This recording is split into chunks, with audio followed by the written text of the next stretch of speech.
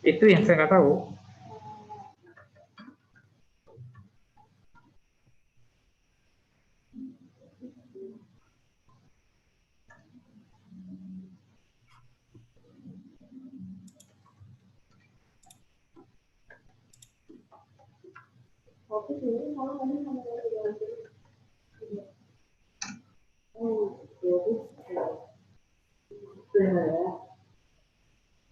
Ini bagaimana sih, Prof Roy? Ini cuma satu polling dulu. Ya, disiapin aja kan. Belum bisa masuk ke dalam. Maksudnya? Buat bikin polling. Oh iya, di website aja. Di website? Kalau bikin polling harus masuk ke dalam dulu. Nah, itu belum bisa masuk. Kenapa? Soalnya linknya yang dari Pak Alvin itu link registrasi. Oke. Yang barusan Opit kirim itu juga yang registrasi, tapi saya mau coba isi datanya dulu, mungkin langsung masuk ke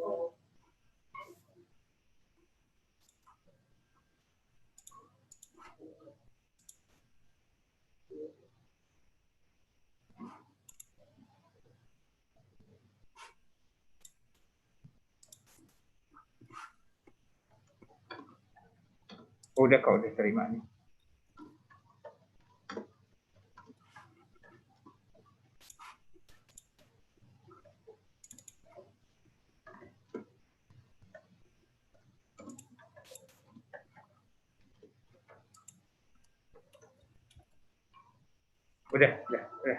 Udah ini. Udah bisa masuk. Nah, tapi mesti di sini lebih registration pending approval, Pak. Kalau tidak.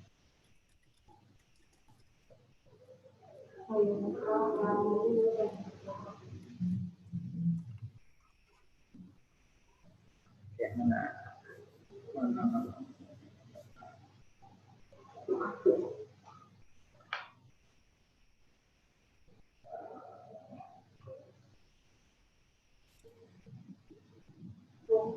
Itu waktu itu ke di mana, Pak? Di Palu. Kalian login pakai masing-masing aja. Yang ke room 3 itu. Maksudnya kalau di website-nya Ruby, saya kemarin di bagian setting untuk website itu ada link juga. Mungkin itu bisa dipakai link dan passwordnya. Nih room 3 di sini. Itu yang nggak dimasukin. Oh iya. Yang kemarin aku kirim ke Pak. Iya. Oh, berarti itu register juga dong. Register.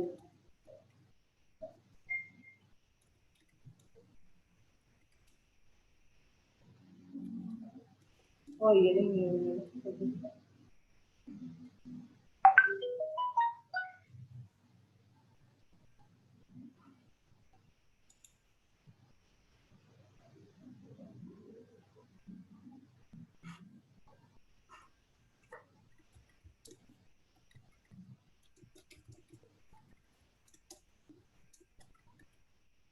Nyimas, ininya bagaimana? Namanya Nyimas?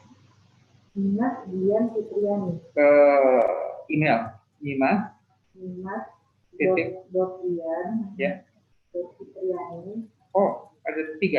Kan ini yang pribadi juga. Bukan, ini. Nyimas Fitriani. Ya. @ismi.ac.id. Fitriani. Nyimas Fitriani. Semuanya I ya, 3 I ya. Ya. Iya.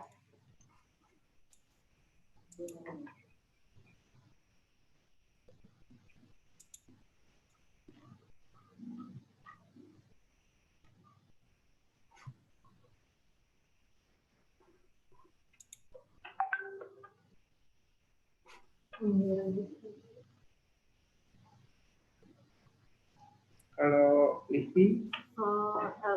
Livianti. Livianti. Livianti. Livianti. Linknya udah di-share tuh. Coba dibuka deh. Link YouTube-nya. Oh, YouTube. Coba aku buka pakai HP dulu ya. Livianti.com.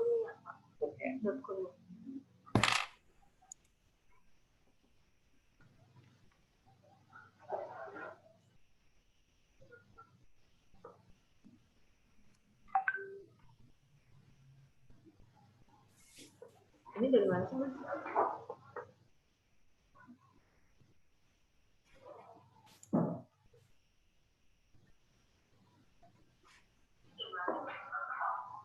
Oh iya, udah bisa lihat, Mas. Udah jalan. Di YouTube udah. Oke. Itu harus kita share. Berarti linknya dari Mas Fajri. Udah jalan. Kopi udah bisa masuk belum? Itu harus kita share. Berarti linknya masih yang Kopi udah bisa masuk belum? Oh ini di adanya webinar ID sama webinar password linknya. Ini masuk ke register. Oh ini adanya webinar ID sama webinar password.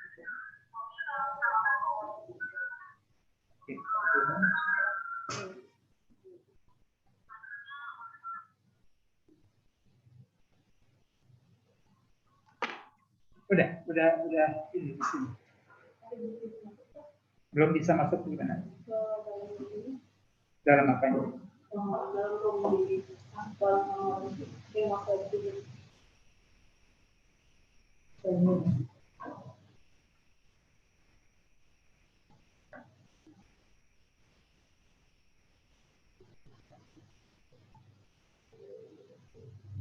Kenapa si Ikhwan nggak ini ya? Iya, saya tadi juga mau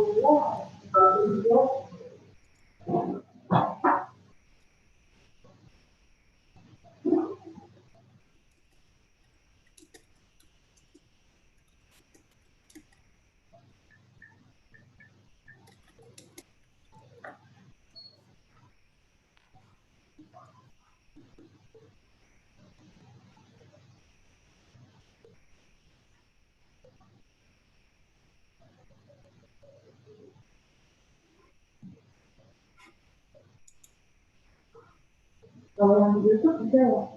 Bisa, ada mau minta Mas Fajri ngeditin ini Mas Fajri Ya. bisa kalau aku mau masukin caption untuk Q&A di YouTube. Jadi mau di YouTube itu ada captionnya. Kalau mau Q&A ke suatu nomor WhatsApp itu di Mas Fajri yang bisa ya aksesnya ya? Ke nomor WhatsApp apa gimana? Jadi kan kalau misalnya di Zoom itu kan Q&A cuma ada di dalam Zoom-nya. Nah, jadi buat orang yang nonton YouTube-nya pengen bisa nanya juga. Jadi dibikin satu akses lewat via WhatsApp. Jadi kalau dia mau nanya, orang-orang yang nonton di YouTube bisa kontak ke WhatsApp yang di HP yang ini. Nah, itu tuh yang bisa naruh caption untuk cantumin nomor WhatsApp. Oke. Mau via WhatsApp atau via live chat kan ada juga di YouTube-nya live chat-nya. Nggak apa-apa dua-duanya. Dua-duanya Mas berarti. Aku kirim ke Mas Fajri ya ini nomornya. Oke.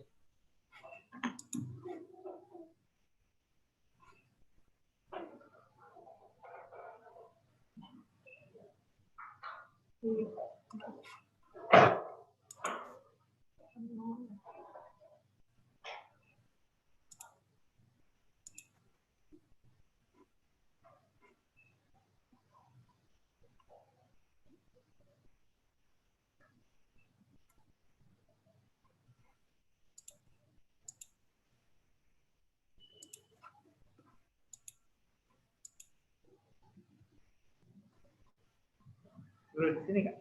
Nggak, udah.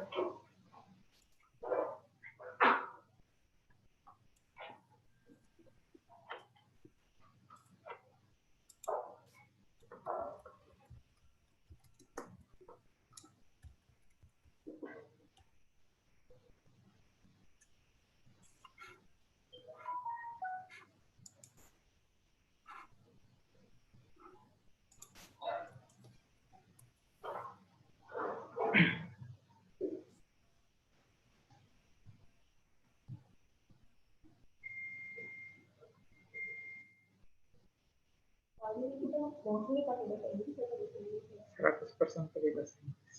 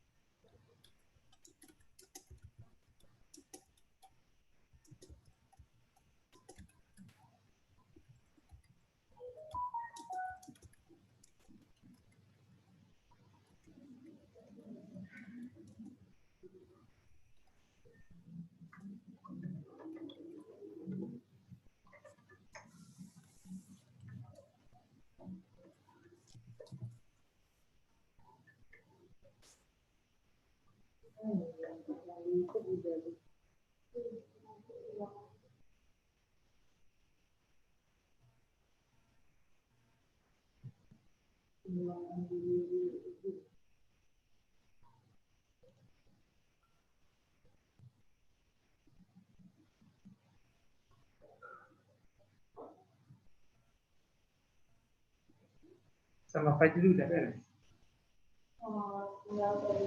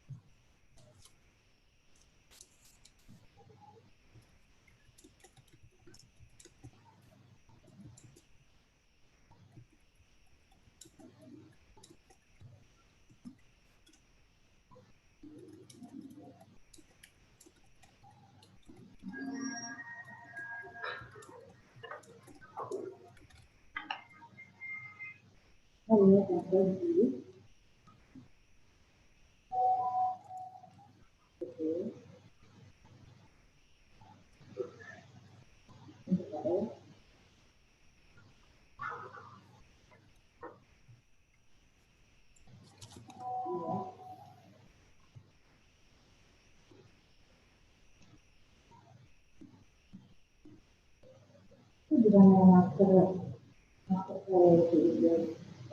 kemarin yang bisa yang dari iuran baunya gitu.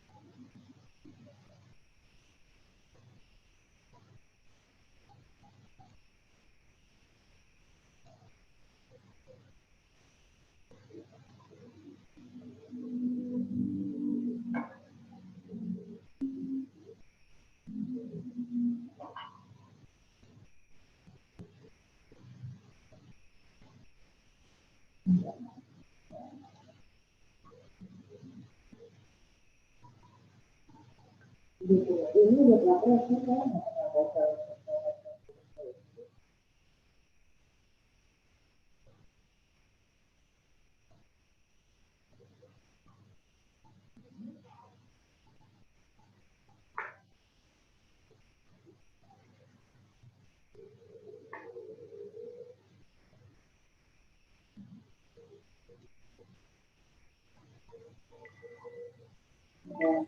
Enggak, saya nggak mau ngeliat infeksi ya.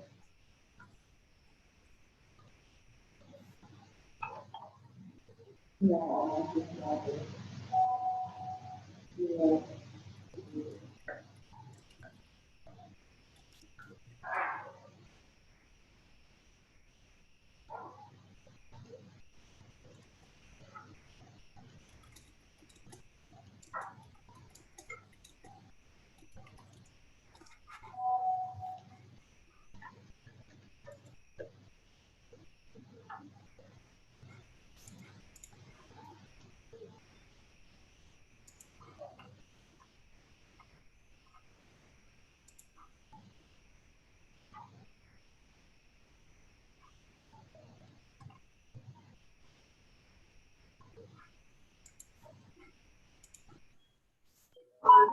room apa ya misalnya? Ini room 3. Itu kayaknya harus di-accept dulu Pak. Iya Pak. Apa itu? Orang-orang yang masuk. Oh, aku kayaknya harus di-accept dulu. Oh iya itu, soalnya itu sama yang lain belum bisa masuk dalam room ini, baru masuk aja itu. Harus di-accept sama host. Dan hostnya cuma room 3 doang. Maksudnya? Jadi kita ada dimasuk ke partisipan ini. Oke, saya jadi harus masukkan kalian sebagai Iya. attend sebagai oke. Karena kita tadi statusnya masuk ke ada di sini.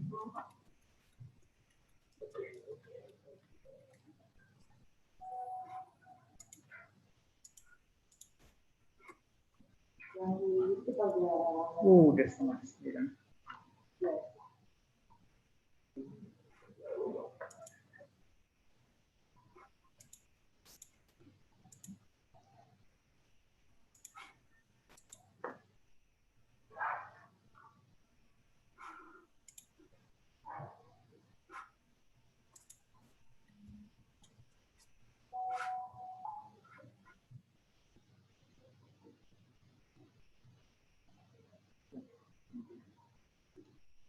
Oke. Livi, email address livi.kurnia Livianti ya.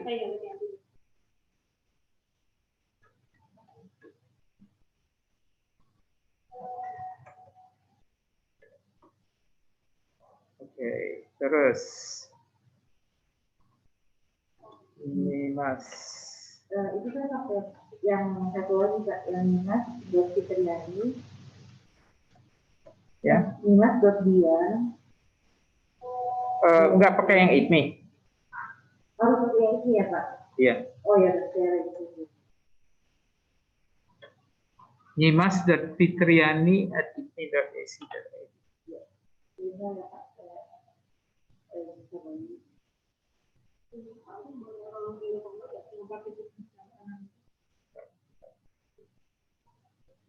Livi resign, Nyimas resign. Kenapa? Yang partisipasi. Ya. Di nggak masuk ke waiting list ya?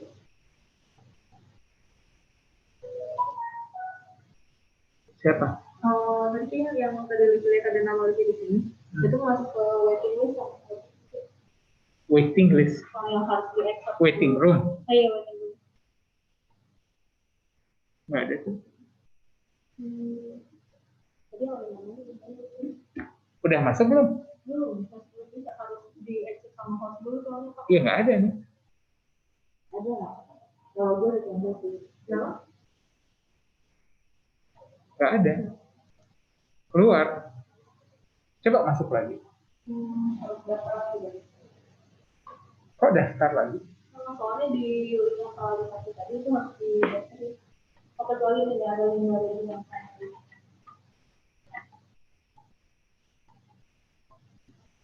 Yang juga, oke. Otomatis kalau gitu ya. To join from okay. Automatically approved.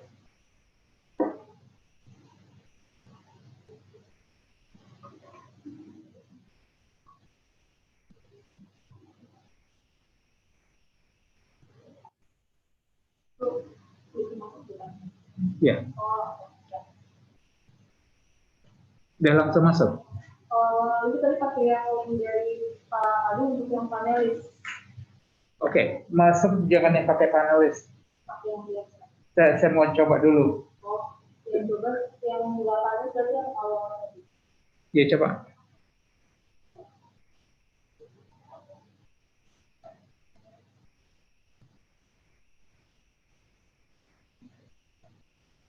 Itu dapat dari mana? Yang panelis. Bukan. Yang jadi tadi kan kalau di yang registrasi kita harus masuk dulu ke daftar lagi ke Zoom. Coba sekarang. Pertanyaan saya, itu dapat dari mana? Dari yang kita ambil. Oke. Ini udah masuk nih Pak. Sebagai panelis harus menjawab. Itu sebagai panelis. Gas ya? Udah ya? Udah langsung masuk? Iya, ya. Tapi kok mikrofonnya hidup?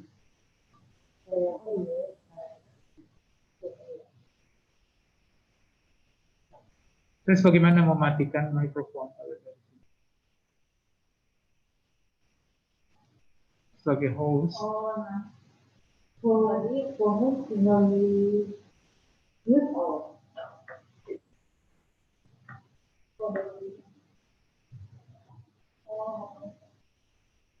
Jadi tadi link yang dari Kak dikasih yang registrasi link, tadi kan sebelumnya kita harus request dulu. Terus tadi kan barusan Kak udah ubah jadi otomatis. Nah ini sekarang ini nggak perlu request lagi, sama otomatis masuk tadi. Iya. Itu kapan terimanya? Oh bisa di yang pertama kirim kita. Enggak, itu yang panelis atau yang registrasi? Ya registrasi Kak. Oke, jadi udah otomatis ya? Tapi ada takutnya yang khawatirin itu orang tuh nggak sadar Pak. Jadi beda sama link yang tadi pas awal. Oke, ya saya coba. Di atas ada link baru. Oke. Coba kita ubah.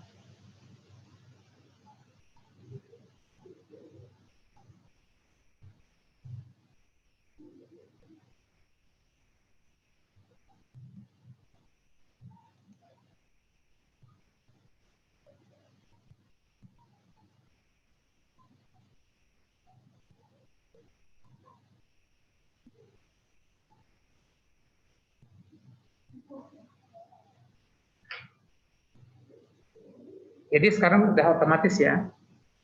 Oh, enggak. Masih harus daftar lagi sih Pak. Bisa tanya budara ya, budara.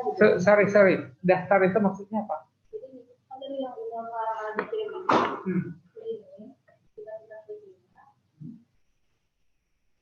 jadi dari mesinnya itu sendiri kita harus daftar lagi Pak di bawah mesinnya mesin itu nanti kalau dia register. Nah, kalau yang pas awal banget yang sebelum otomatis itu kita nggak ada ini Pak, jadi harus ada request hostnya Itu tadi. Sekarang jadi udah mulai keluar sih. Cuma kita takutnya orang banyak yang nggak sadar. Kalau kita lihat ini sudah bisa langsung masuk ini. Oke. Sekarang kalau itu emailnya dari mana itu ya? Ini dari website ya Pak. Yang di website kan di bawahnya ada yang Dari website. Websitenya siapa? Rompi. Kali tadi dapat linknya dari mana? Otomatis. Oh ya, itu dari yang website kemarin soalnya bentuk linknya sama-sama di. Iya, tapi email itu di mana?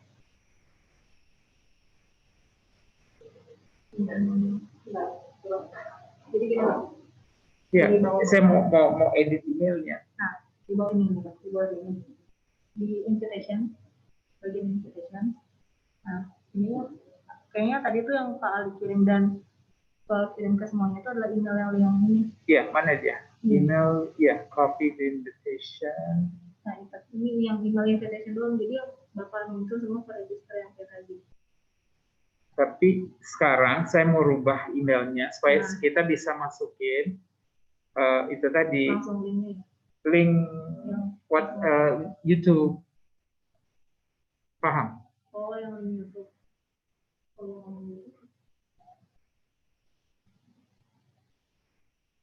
Kan sekarang dia udah otomatis ya, udah.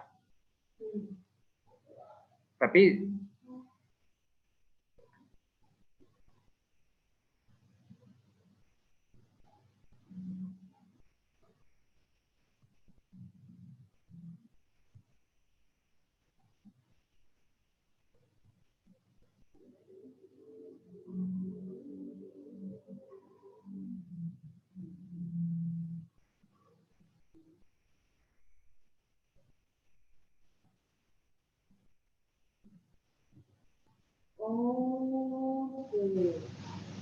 Bisa semua kan? Ya.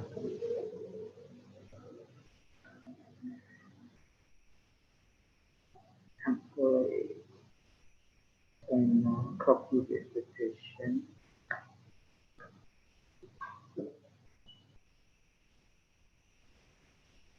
Saya masih mau ini, mau apa tuh namanya, mau edit emailnya, Livi.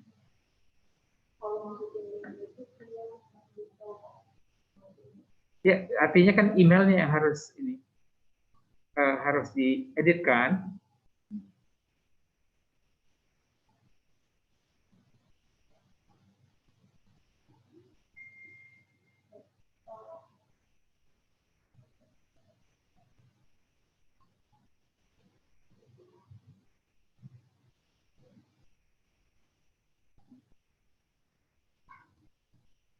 Oh ini, oke. Oke, di mana dia itunya?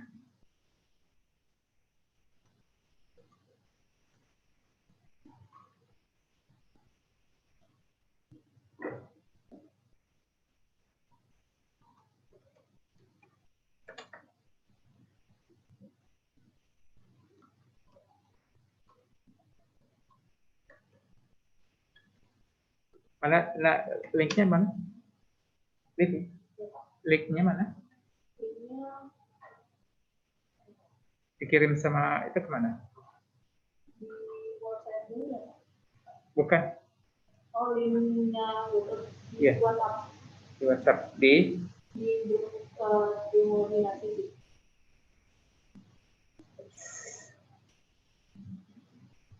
Pakai poli cuma Pak Roy. Oke. Good.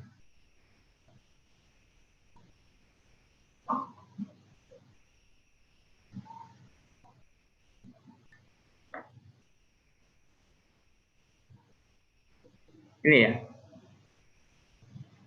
Nomor.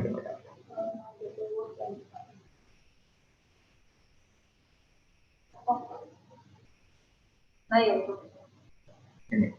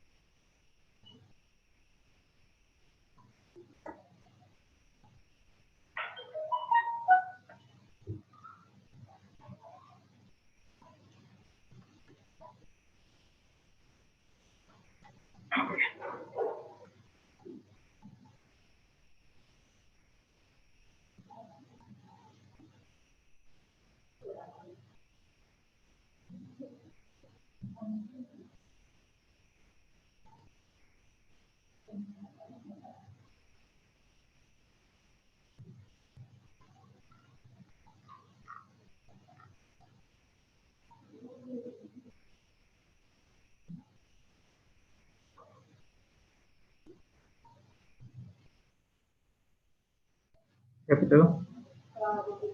Hmm? Oh. Hello, everybody.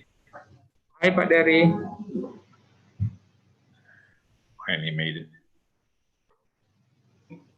So, what has Pak Roy? Pak Roy hasn't answered, so I don't know. Do we need to call him, or I will tell him as he starts to speak? I already WhatsApp him. He hasn't replied. Okay. If you can just call him, that would be good. Okay. Because he has just tell him that I sent the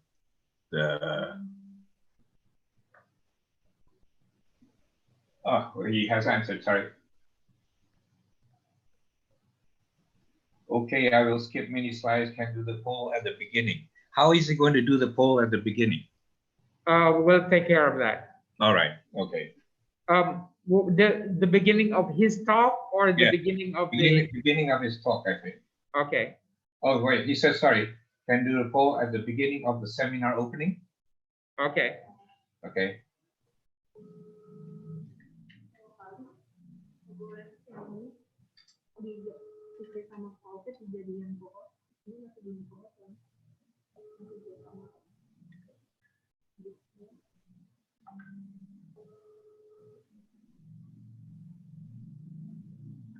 Jadikan co-host.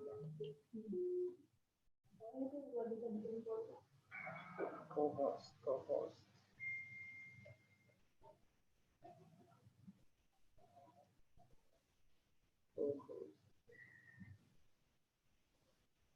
Oh, ini dong. Mana Livi? Ini.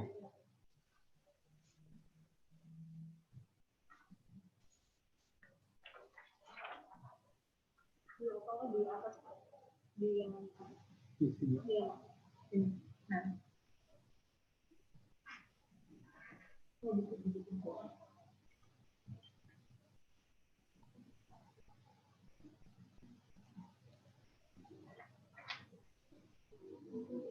Karena kalian masuknya sebagai ini Nyimas gas.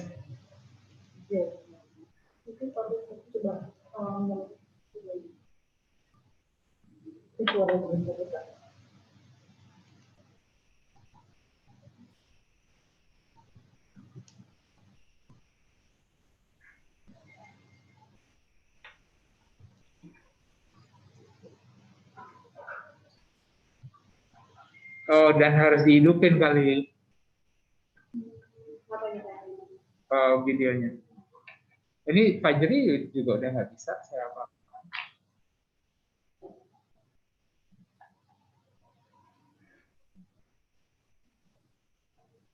Fajri? His microphone is mute. Ya. Halo Pak Aman. Ya Pak Aldi, kenapa Pak? Fajri, tolong dilepas dong hostnya. Oke Pak. Dioper ke saya lagi. Apa? Hello, good morning. Very busy, ya? Yeah. In the last 4 days, yeah. Saturday, Yeah. I hope. Sunday, Monday. How are you physically? Hopefully getting better. Better get some rest, I hope. Yeah. That's one of the difficult thing for me. Sometimes difficult to sleep. Yeah. Aneh juga itu. Is your throat okay? Di rumah aja gitu. Tapi kok susah tidur itu. Kalau banyak pikiran, Pak. Kayak korslet gitu di kepala itu. Itu Opit udah masuk?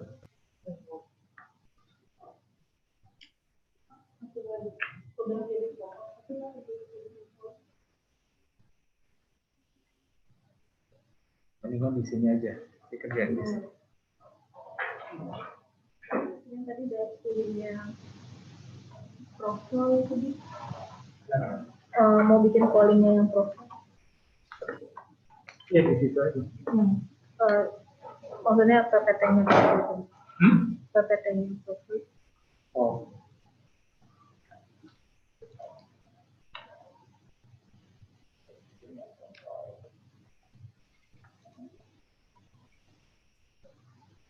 Saya udah masuk belum di situ? Udah terus. Tapi belum dijadikan fokus. Coba saya cek dulu. Udah saya oper ya, hostnya Livi. Oke, Thank you Mas. Oh belum, Pak Aldi belum masuk. Pak Dery saya jadiin fokus juga.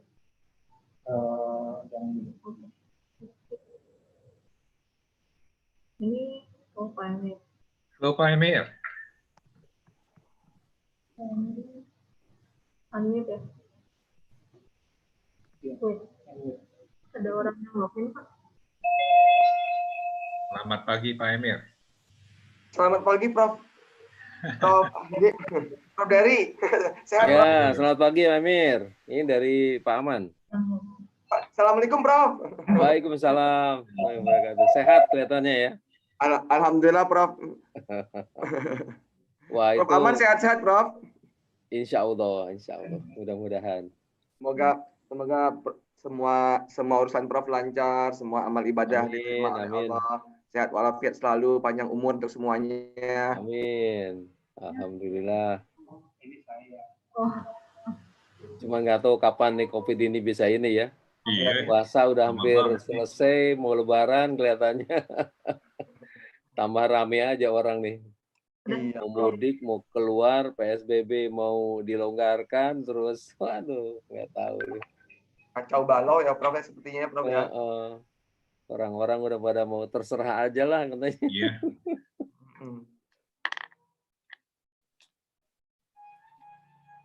Tapi topik ini menarik Pak Emir ya, karena ya saya nanti Pak Dery saya kasih sedikit komentar untuk si Prof apa namanya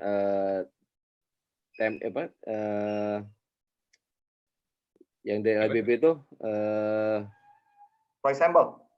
Bukan dari Prof Marco Timan ya.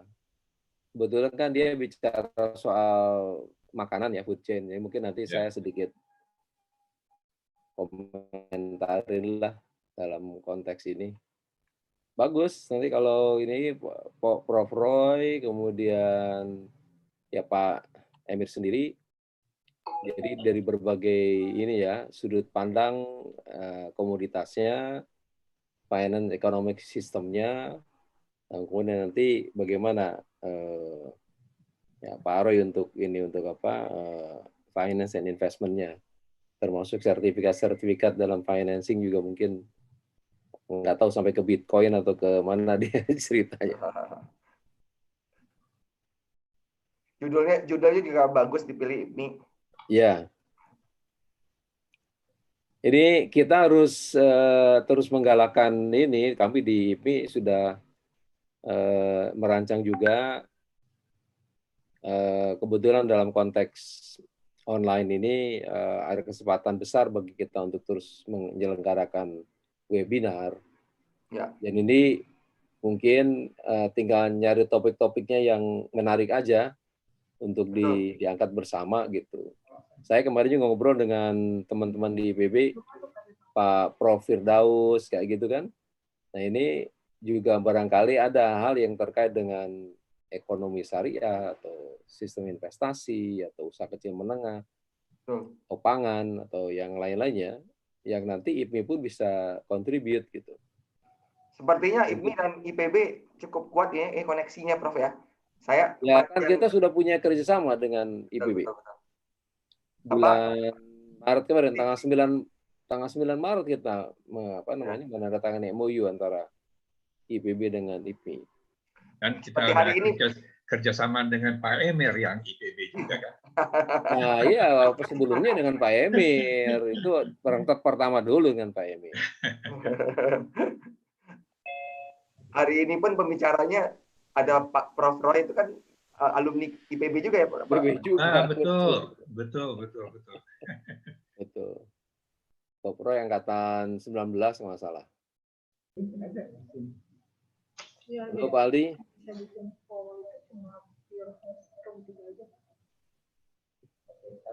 Ini baru berapa orang nih yang muncul? 9 ya.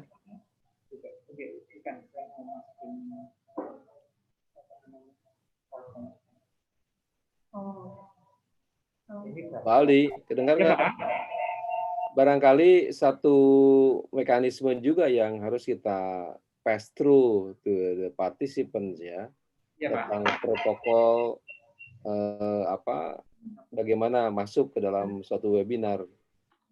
Misalnya diharapkan semua ini minimum 10 menit sebelum webinar mulai semua sudah pada masuk gitu. That's right. Di spell out. Karena nanti di tengah, kalau mereka betul-betul mau masuk di jam kata 9 kurang 5 gitu. Yeah, yeah. Wah, itu udah kayak di Suta Terminator 2 kemarin. Iya, Pak. Ada traffic jam di situ. Minta passwordnya, minta ID, macam-macam, nggak bisa masuk. Iya. Ada jam dikit. Jadi akhirnya jam 9-nya agak sedikit molor gitu, agak sedikit mundur. Yeah, we should have a normal kayak biasanya kalau kita seminar kan registration time jauh sebelum opening. Kayak gitu. Registration misalnya 8:45 atau 8:30 ya kalau mau. Nanti mereka sudah masuk kan bisa tinggalin dulu. Toh ini nggak berbayar kecuali kalau memang tergantung pulsanya dia kan. Kalau pulsanya harus bayar ini mahal ya memang tambah waktu, tambah expenses gitu begini. Ini peserta luar negerinya banyak ya? Nggak banyak sih, tapi kebanyakan sih orang kita 300-an sih.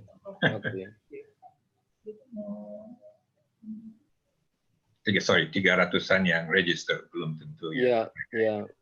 Yang turn up biasanya ya mudah-mudahan bisa lah 200 sih mudah-mudahan. Yeah.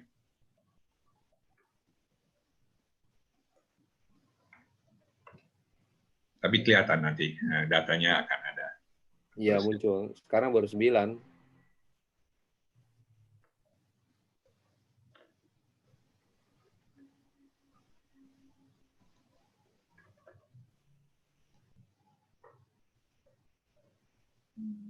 Ini kok masih pakai masker nih? Di mana? Di kantor, Pak. Kantor. Oh, di kantor. Okay. Takutnya di rumah ininya kurang bagus. Your sound is strange. Ya, ada echo. Echo. Halo, Pak Aldi. Yo. Pak, kalau bisa satu ruangan jangan pakai speaker, Pak. Pakai headset.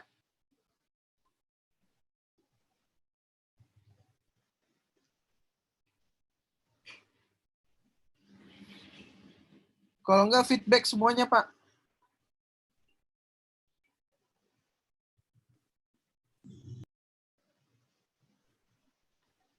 Halo Pak Roy. Halo. Hey Pak Roy, how you doing? How is New York?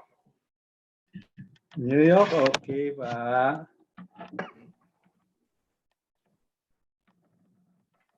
Pak Roy, jam berapa nih di sana? Sekarang jam 10, Pak. Jam 10 ya. What is your bedtime? 10 ya? Well, depends on depend on event. Event until 1 o'clock ya, terpaksa 1 o'clock. Sekarang Pak Roy banyak lagi acara-acara, ada kuliah, ada apa pagi-pagi di sini, jadi pasti lewat jam 10 semua. Makin rame. Pak Dery, saya udah kirim yang versi potong berapa ini. Oh, oke. Sudah kirim ke Pak... email ke Pak Dery, email ke Pak Aldi. Oke. Pak Aldi, did you get it? Tetap aja panjang, tapi seperti biasa banyak slide yang cuma ditampilkan, tapi nggak ngomongin. Cuma ini, this is the facts, this is the data, lesson learn-nya dari slide ini, Pak. 15 detik selesai.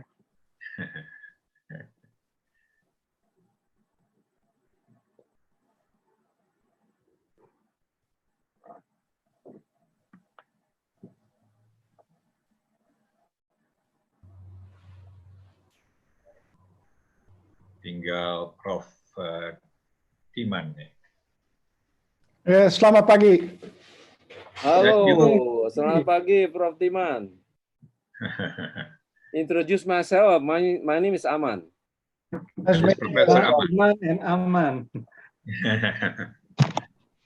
Well, very close, Iman and Aman. Good to know you that you are also working on supply food chains on halal. Yes, already since my PhD, I was the first academic to do research on halal supply chain management. Oh, great. Or recently moving towards halal risk and reputation management. Okay, okay. My former student is Prof. Irwandi. Oh. He's from It's also, I don't know, is it classmate in the same lab, angkatan with Pak Roy? I know him. Yeah, same line. His work. Yeah. Yeah. Okay. Yemen is also he's with one of Malaysia. our consultants, Prof. Aman. Oh yeah. Oh, Increx, yeah. okay.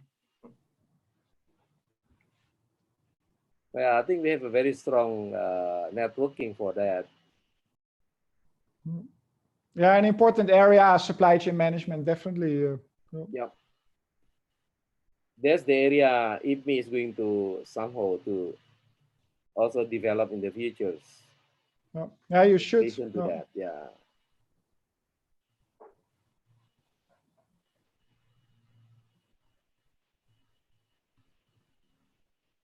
So all the speakers are here. We are expecting Pak Dr. Burhanuddin is coming, right? Pak Dery? Yeah, he'll be in the audience. Okay. Dr. Burhanuddin, Director of ECOPIN. Yes. Okay.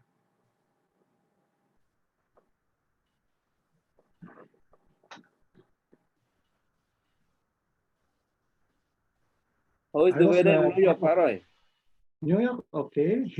It's It's getting warmer, because and I heard that you have also another storm, what do you call, snowstorm, early May. yeah, several days ago, but well, not that severe. It's just a mild weird, one. you know? Actually, only mild one. It's supposed to be already almost summer. Yeah. Yeah. What do you mean? It's weird. In the middle of spring or late spring, yeah. Yes, yes.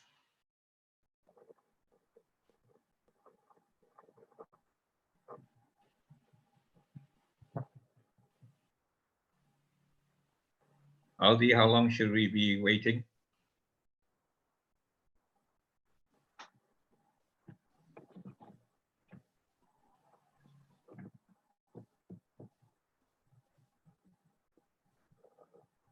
Maybe Pak Before Ali you is open, downloading the file that I sent.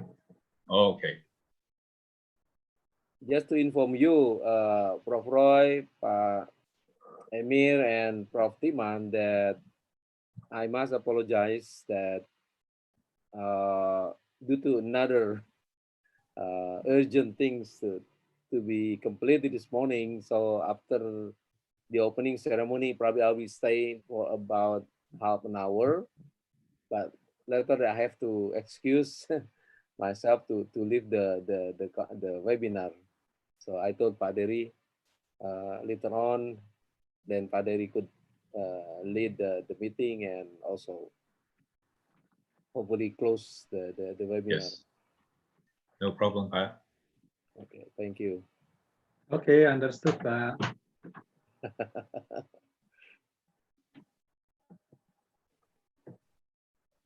Do you know what is exactly the Idul Fitri will be? Is it on the 24th or 25th or 23rd?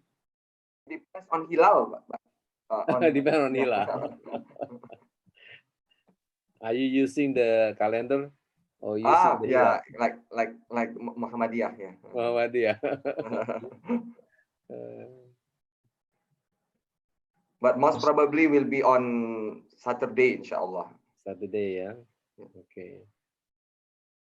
I guess last year our Ramadan was 30 days. Okay.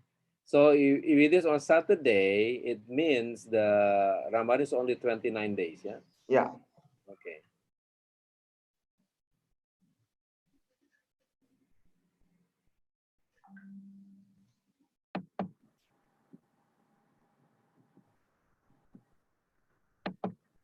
So I heard, Pak Roy, you are moving out to another apartment, or? Yeah, already, Pak. This is already okay. the apartment. How is the new one? Is it bigger or Well, closer actually, to? it's my in-laws' apartment because they rent together with someone else, and someone else stopped renting, so move. So there's an empty space there. So instead of paying for two different apartments, why don't we just join together? Yeah. Right. Oh, that's a good idea. But the location-wise, is it very strategic location? I mean, close by to. Yeah, it's close to the previous apartment, so this is not that far. Oh, Only maybe only about 10 minutes from the previous okay. apartment. So still within the same location lah.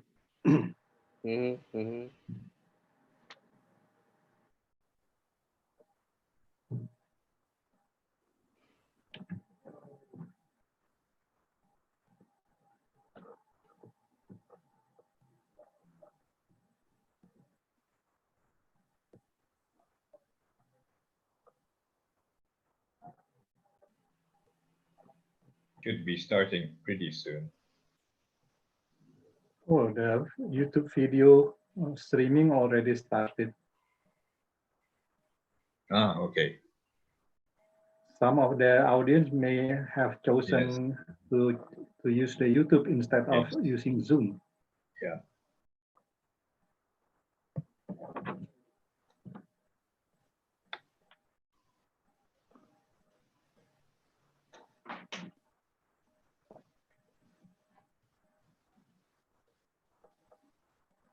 Some registered participants inform me that they haven't got the link to join this webinar.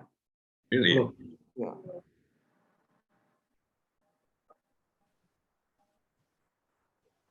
Well, maybe that's the problem. They haven't received the link. Apparently we have sent everybody an email where they can get either to the link or YouTube. Okay. But certainly the YouTube, because we are expecting a bit of an overflow. The last list consists of how many participants, Pak? Last that I heard of was about 320. Wow. So over. difficult to fit in the total participant now already 78. All right, okay, we're getting there, so I Great. think we can start pretty soon. I'm asking Aldi for the signal. Yeah, 79. Great.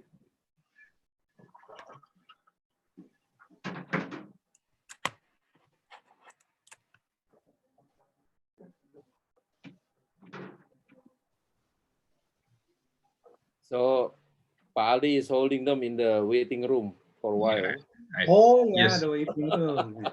Or probably you can start by the polling. The polling that I give in this one of the yes, slides. I'll get to Aldi. I don't know what he's doing at the moment, but.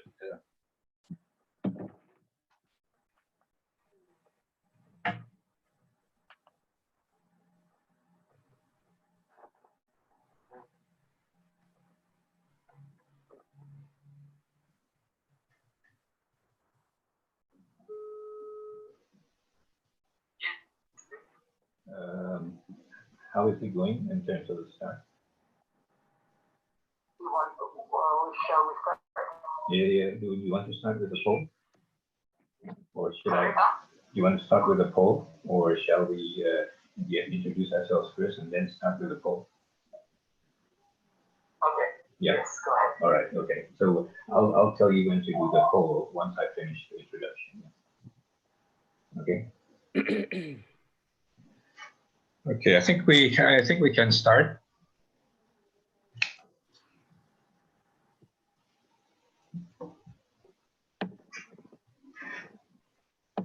But the participant listed here is supposed to be 88, but I cannot see the rest of the participants. Only can see the panelists, but cannot see the yeah, you won't be able to see the. Okay. It is geared that way. All right. Understood. Who will be starting, Pak Dery? Yeah, I think we'll be starting. Hello, everybody. Welcome to the webinar on Indonesia, the awakening giant in terms of Islamic economy and finance. I will be moderating. My name is Dery Habir. My co-moderator will be Mr. Feraldi Luis Aldi, who is going to be taking care of most of our logistics, but in particular, he will be taking care of our question and answer period towards the end. Just a little bit of administration before we start with the opening. You notice there will be a question. There is a question and answer at the bottom of the screen. If you during the course of the event, please put in your questions so that we can pick and choose which ones to feature in the question and answer period. There is a chat place where you can put in your comments in case you find some difficulty, for example, in hearing or make a comment with regard to the proceedings. Many of you have asked for certificates. That will be in the email. The place where you can get it is in the emails that you have received. And I think that is about it for the administration. I think then we can go to our opening speaker, who will open our webinar. He is Professor Dr. Aman Wirakarta Kusuma.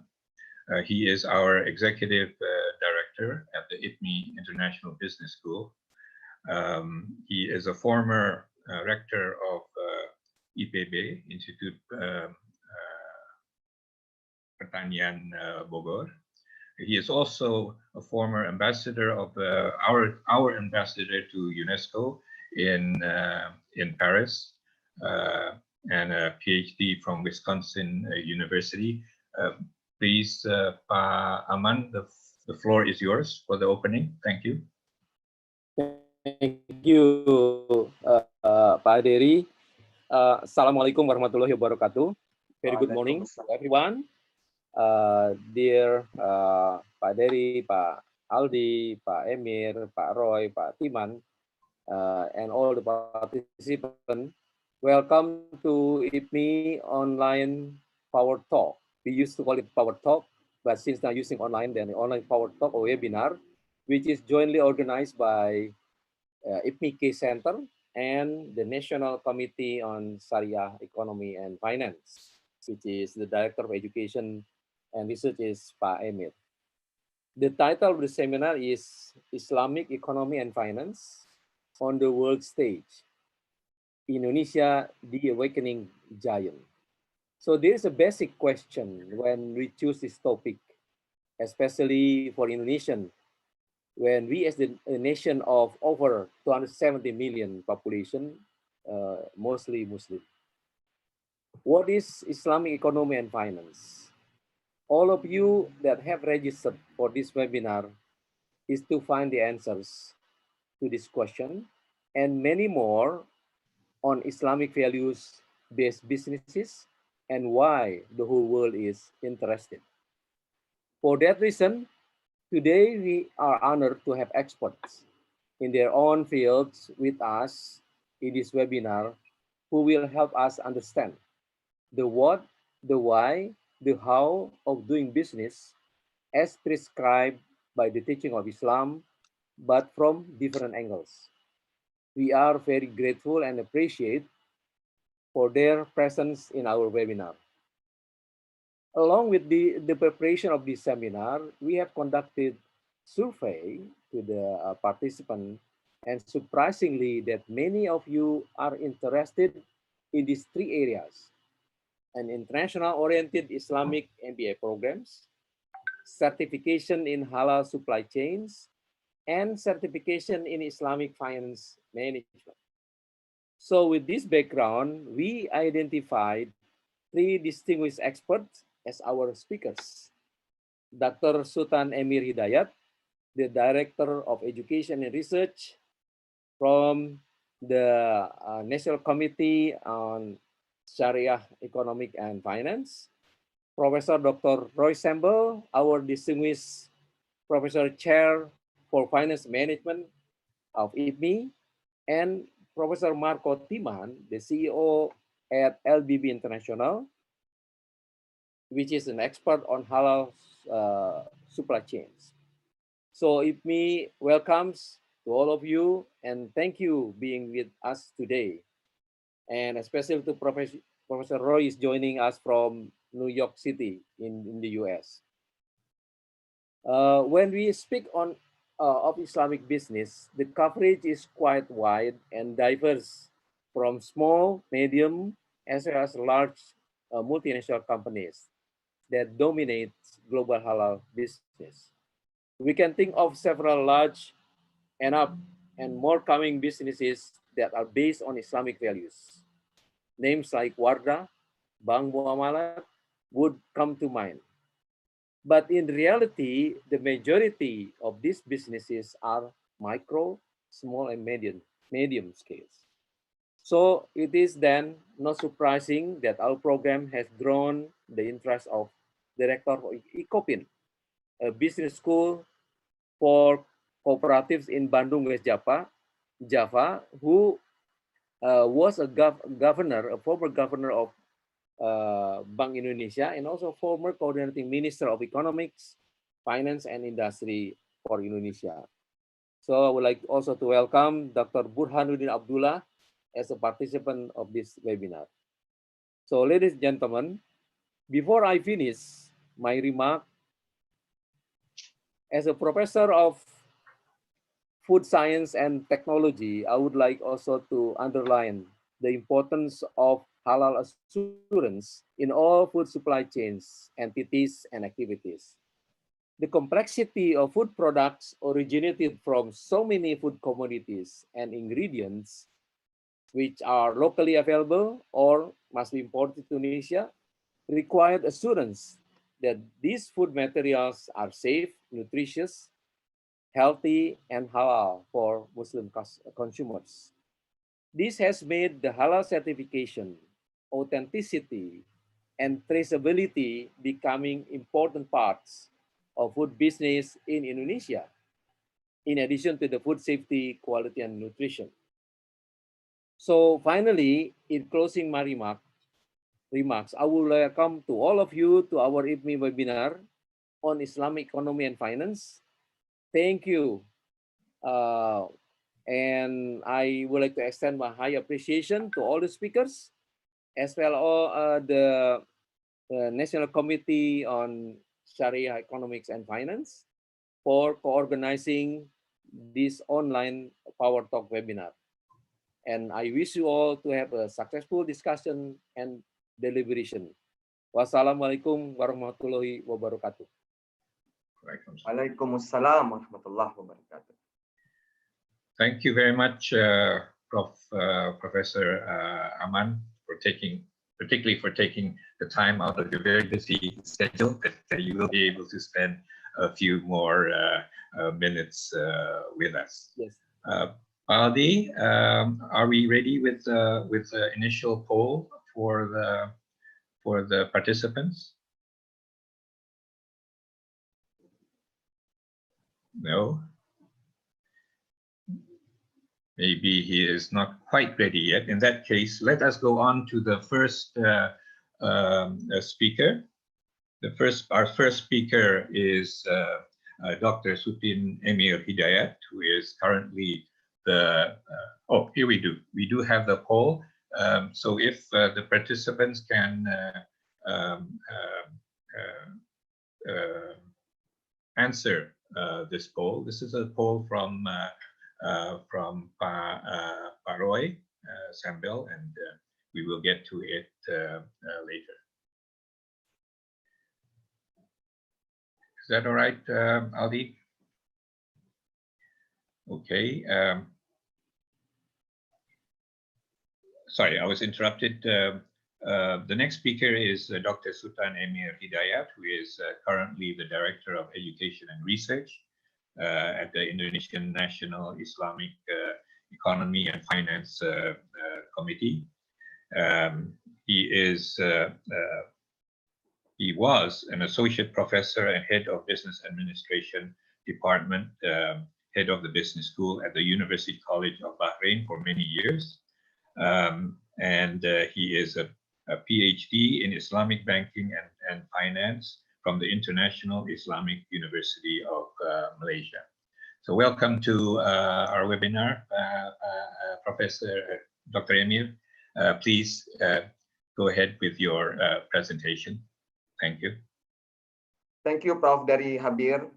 Bismillahirrahmanirrahim. Assalamualaikum warahmatullahi wabarakatuh. Alhamdulillahirabbil alamin wa bihi nasta'in ala umurid dunya waddin wassalatu wassalamu ala asyrafil anbiya'i wal mursalin wa ala alihi wa sahbihi ajmain. Amma ba'd. Rabbi shrah li sadri wa yassir li amri wahlul 'uqdatan min lisani yafqahu qawli. Amma ba'du. Very good morning to all of you. First of all, I would like to thank IPMI International Business School for giving me the opportunity to share a very important topic. I'm sure that IPMI has done a very good research on choosing the topic, and it is very good topic. You name it very nicely, very well. Indonesia, our country, the awakening giant, and this is alhamdulillah really true, and it is inshallah we will sustain this status, and inshallah will enhance our status to be the global hub inshallah in the future, in the near future.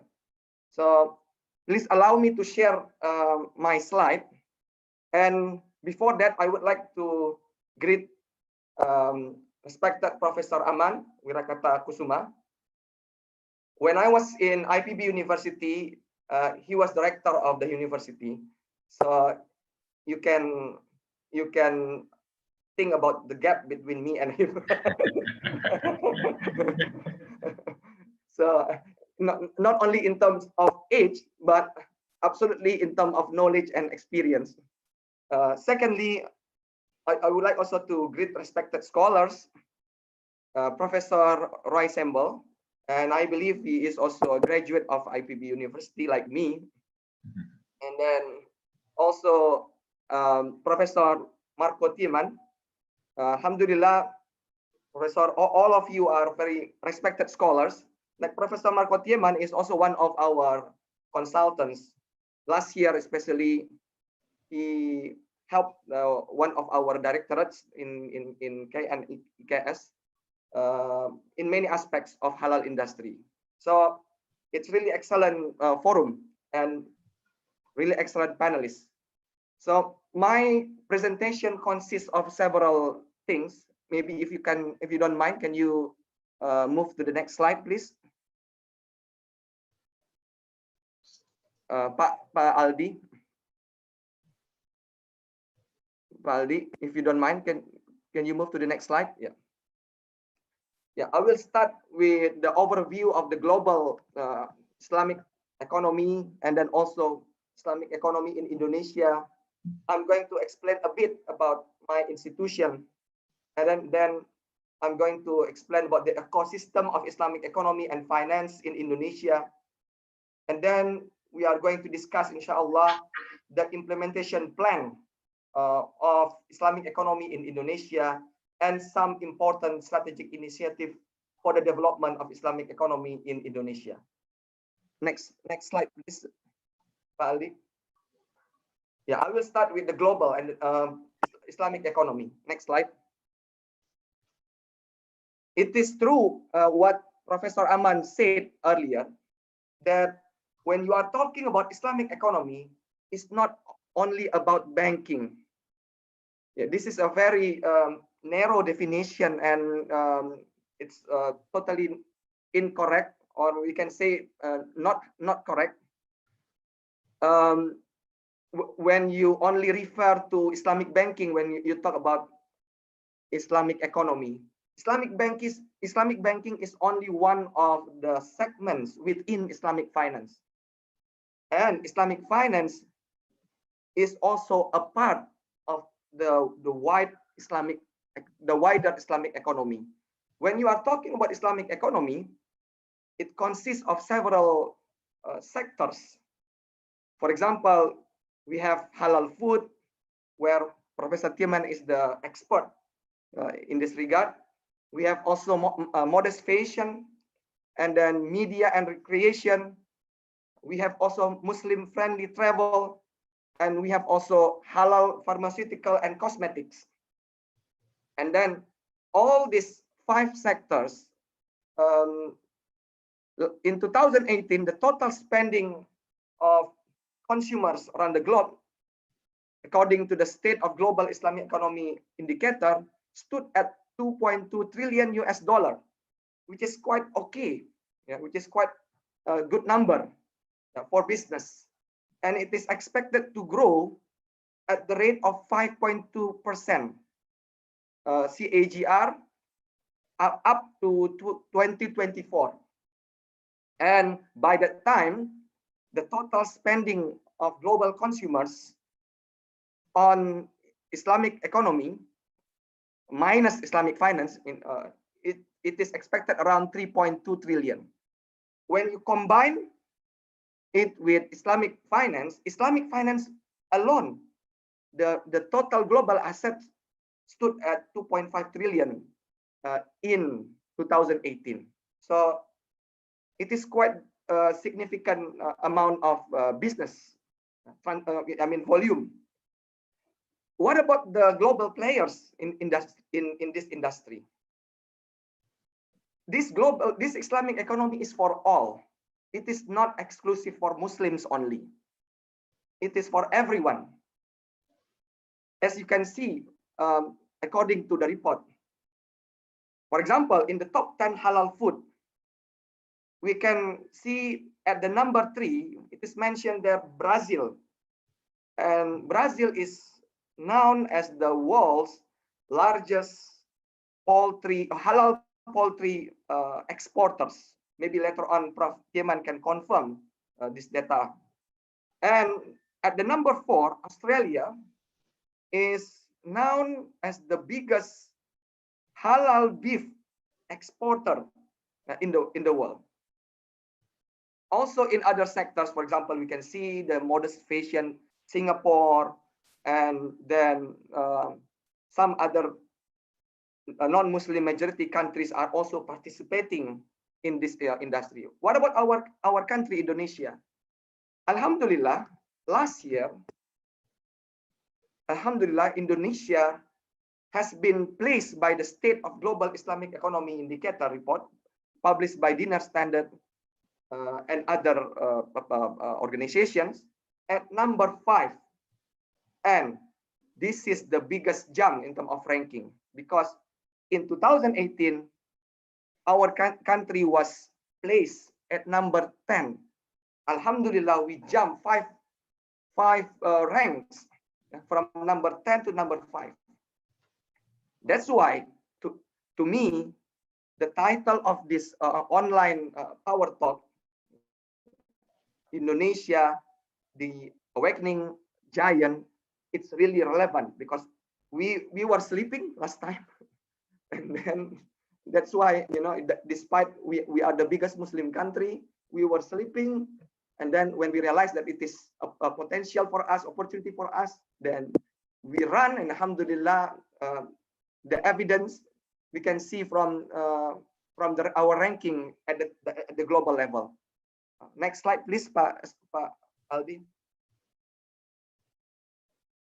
And at the local context, as you can see, regularly every year, Majelis Ulama Indonesia, the National Islamic Scholars or Council, regularly holds like an award, halal award event.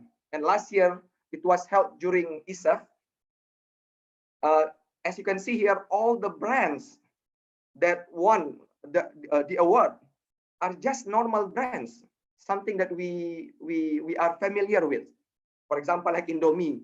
Who doesn't know Indomie in Indonesia? Unilever, almost all Unilever products are halal certified, and they won. Not to say all, maybe, but almost all.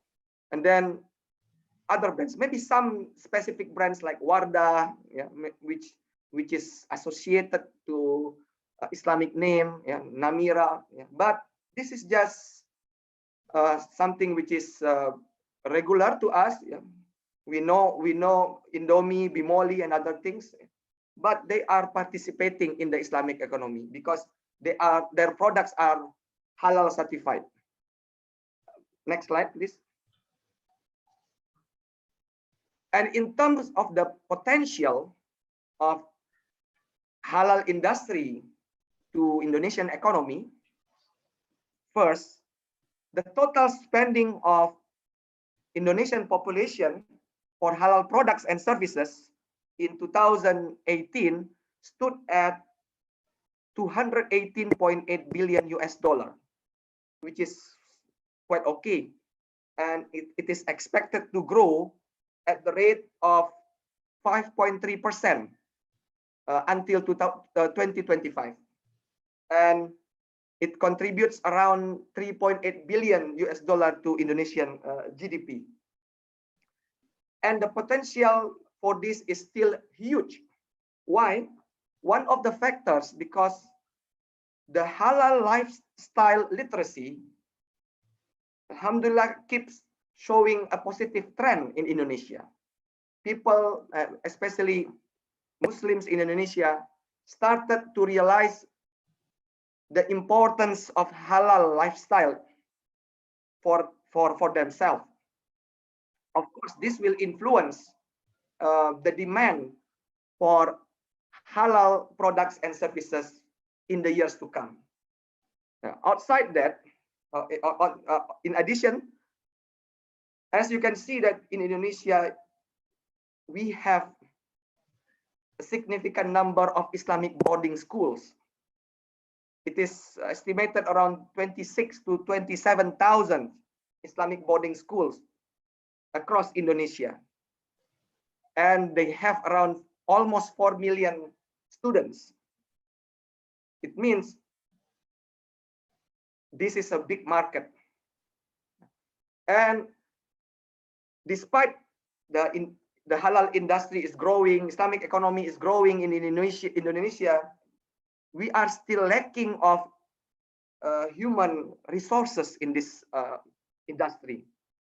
So that's why I totally believe the survey that you have done in IPMI International Business School and your plan to open an MBA program, for example, and especially you will deliver it in English as a medium of instruction, it will be, inshallah, a good step for IPMI. And we are at KNEKS will totally support this idea. And in fact, you already helped us last year because we know that you are very, very excellent in case study learning. And last year, we collaborated to create very important case studies about Islamic economy. And your faculty members, Pak Aldi and Pak Dery, were involved in this project. Next slide, please. Yeah, and this is the Indonesian achievement, yeah, last year. First, in terms of Muslim-friendly tourism, we have been placed by Crescent Rating and MasterCard as the top Muslim destination. It means we are at #1 in terms of the most favorite destination for Muslim travelers in the world, together with Malaysia in 2019. Our score was similar to Malaysia, 78. And also by Cambridge Institute of Islamic Finance, we are also placed at #1. But of course, you know, each organization or institution, publisher of this ranking, they have different variables, they have different number of factors that they use in evaluating each country.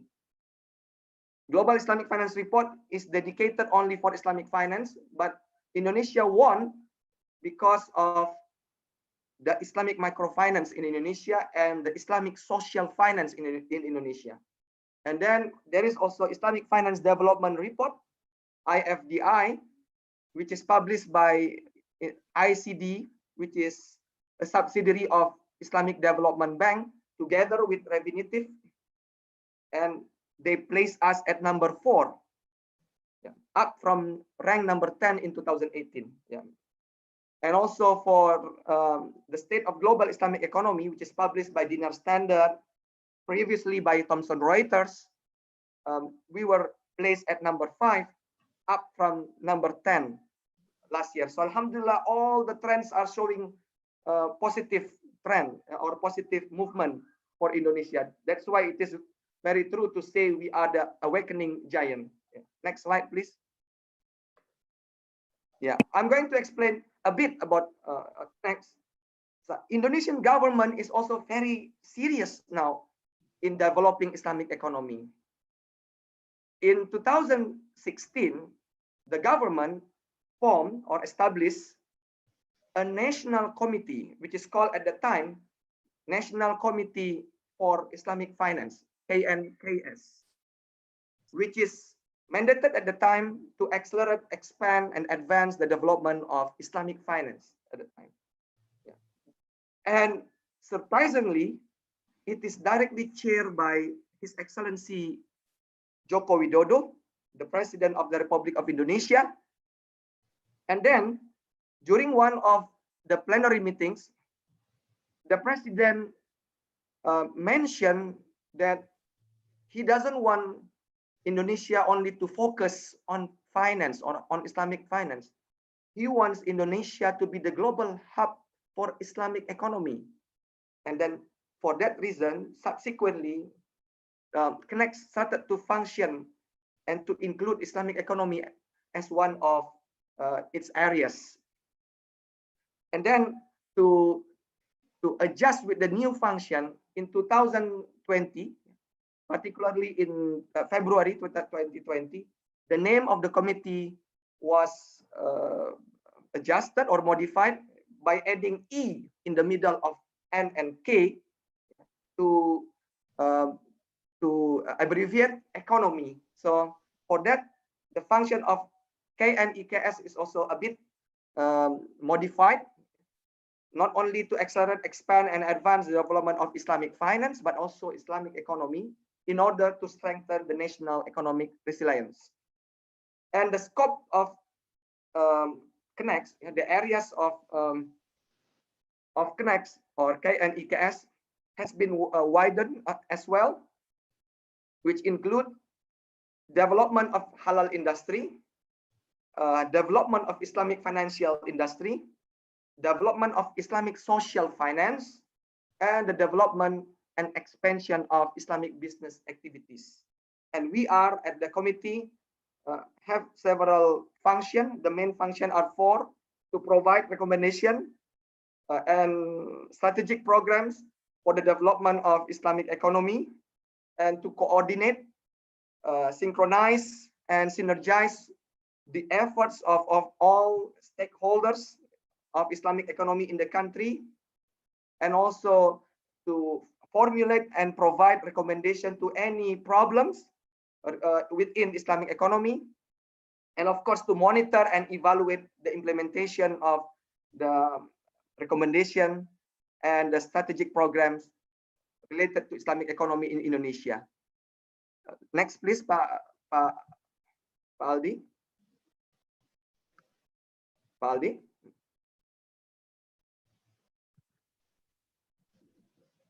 Pak Aldi.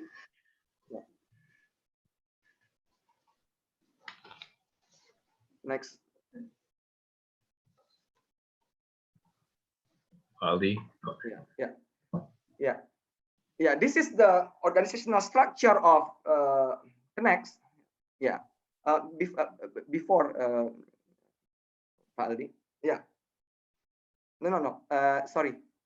Again. Yeah. Our chairman is the president, but the one who is in charge on daily matters is our vice president, and the secretary is Minister of Finance, and to run the organization on daily basis, we have a team which is called the executive management, chaired by an executive director, and there are 5 directors under him, and there are 15 members of CNEX, consisting of ministers and head of agencies and governor and others, you know, of several important and related stakeholders of Islamic economy. Next. Again, this is the ecosystem of Islamic economy and finance in Indonesia that CNEX would like to develop. Yeah, if you can see that here, when it comes, we have to start from the below poverty line, because Islamic finance aims, actually one of the objective of Sharia is to improve people's life, and that's why when we talk about Islamic economy, we should start from people who are below the poverty line. How Islamic economy can help them? Islamic economy has several important instruments. For example, like zakah. If we can utilize it properly, and if we can optimize zakah instrument, it is expected to help many people who are under the poverty line, yeah, to transform themselves into above the poverty line. In zakat term, from being mustahik, yeah, the recipient of zakah, into being muzakki, yeah, which is the payer of zakat. So this is where Islamic social finance plays its important role. And when someone has been upgraded to above poverty line, in Indonesia we have several Islamic microfinance institutions. One of the important microfinance institution in Indonesia, it's called BMT, Baitul Mal wa Tamwil. And Baitul Mal wa Tamwil combines Islamic social finance in terms of zakah, wakaf, and then sadaqah, infaq, which is handled by its Baitul Mal function, and Islamic commercial finance, which is handled under its Tamwil function. It means they also give financing to micro and small enterprises, and it is also commercial, but at the same time still also mobilizing Islamic social fund to help them, because these micro and small enterprises, they are still vulnerable, yeah, even though they are maybe, let's say, already above the poverty line, but they could go down to below poverty line if they are not properly assisted. So there are many things that here, including wakaf bank, yeah, micro wakaf bank here, to help those MSMEs, and the way when they manage to transform themselves above and becoming bankable. So those who are served by Islamic microfinance institution, they are still regarded as unbankable, but when they reach the level of bankable, then if they, let's say, they are still relatively small or medium, they will be served by Islamic rural banks and Islamic fintechs. And as they go higher, bigger and bigger, then the commercial institution like Islamic banking will come, and later on, when they want to become a big companies, the mechanism in Islamic capital market will help them. And there are many sources of funds that can be utilized to develop this ecosystem. And the channeling of the funds are also various, including the infrastructure projects. So I'm not going to explain in very details, but it will take a lot of time. And of course, this needs supporting ecosystem in terms of human resources, research, law and regulation, digital payment, literacy, promotion, communication, and others. So it means it involves many expertise.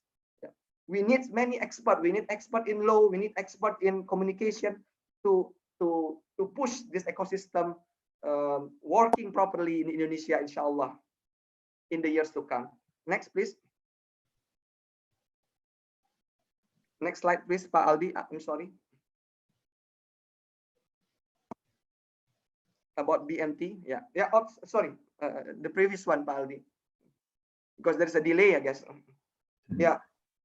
Again, I already explained about BMT. BMT is a unique institution in Indonesia, the one that Indonesia should promote to the world, because Indonesia, the Islamic economy and finance in Indonesia, the uniqueness of our Islamic economy and finance, we always combine social and commercial aspects. For example, like in Baitul Mal wa Tamwil, I already explained to you, when it comes to Mal, Baitul Mal, this is the social part. The institution collect and distribute Islamic social funds in terms of zakah, infak, sadaqah.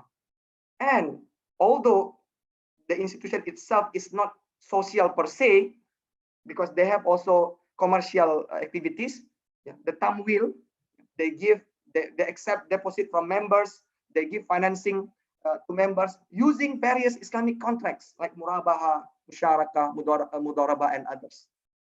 This is the first example how Indonesia combined Islamic social and commercial finance. Next, please. Next slide. About Sukuk, please. Yeah. And Indonesia is also now one of the important players in the Sukuk industry at global level. If you can see the trend here, the number of Sukuk outstanding, the sovereign Sukuk outstanding increased significantly from 2013 2019, and it is expected to go higher. Means Sukuk plays more important role from year to years in terms of public finance. Also, similarly, in terms of corporate Sukuk, is also increased. And the uniqueness of Indonesian Sukuk is it is retail. Some of them are retail based. You know, in other countries, Sukuk is not a retail instrument, but Indonesia, given we have a huge number of population and especially Muslim, we make it retail Sukuk. This is one of our uniqueness. Another uniqueness of Indonesia, we are the first nation that issued sovereign green Sukuk. Sukuk which is also in line with the SDGs, with the impact investment. So this is another good information for us. Next, please. About cash wakaf, link Sukuk. And again, in the Sukuk market, Indonesia also is leading in terms of how to combine social and commercial aspect. We have cash wakaf link Sukuk. Wakaf itself is actually Islamic social fund. Sukuk, which is actually instrument in Islamic capital market, commercial finance. And since it is issued by the government, it's also considered as public sector. So this instrument combines three sectors: social sector, capital market, and public or government. It means here the Wakaf fund will be invested in sovereign Sukuk issued by the government, and the government will use it for the development.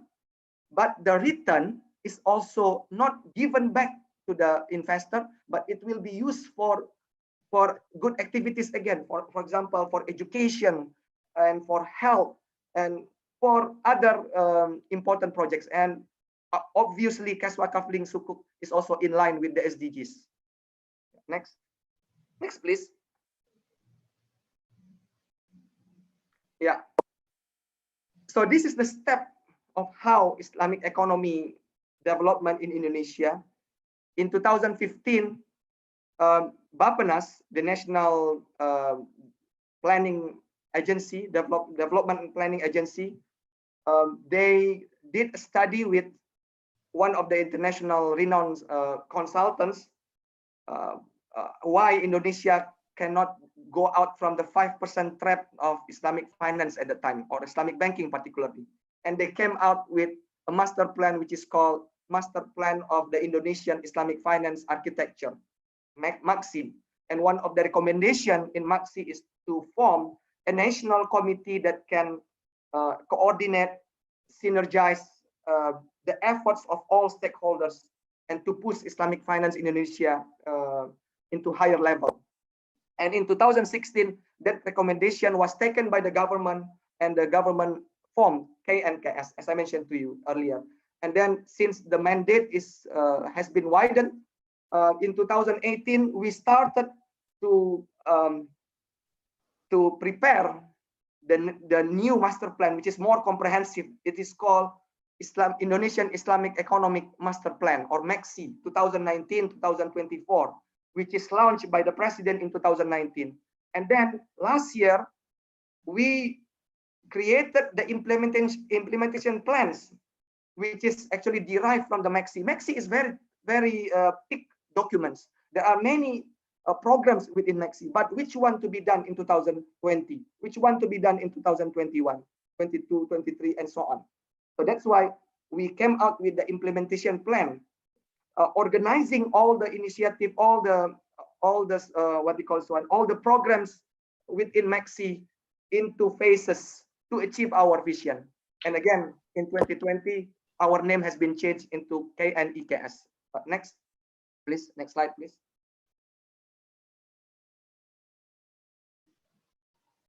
This is our master plan.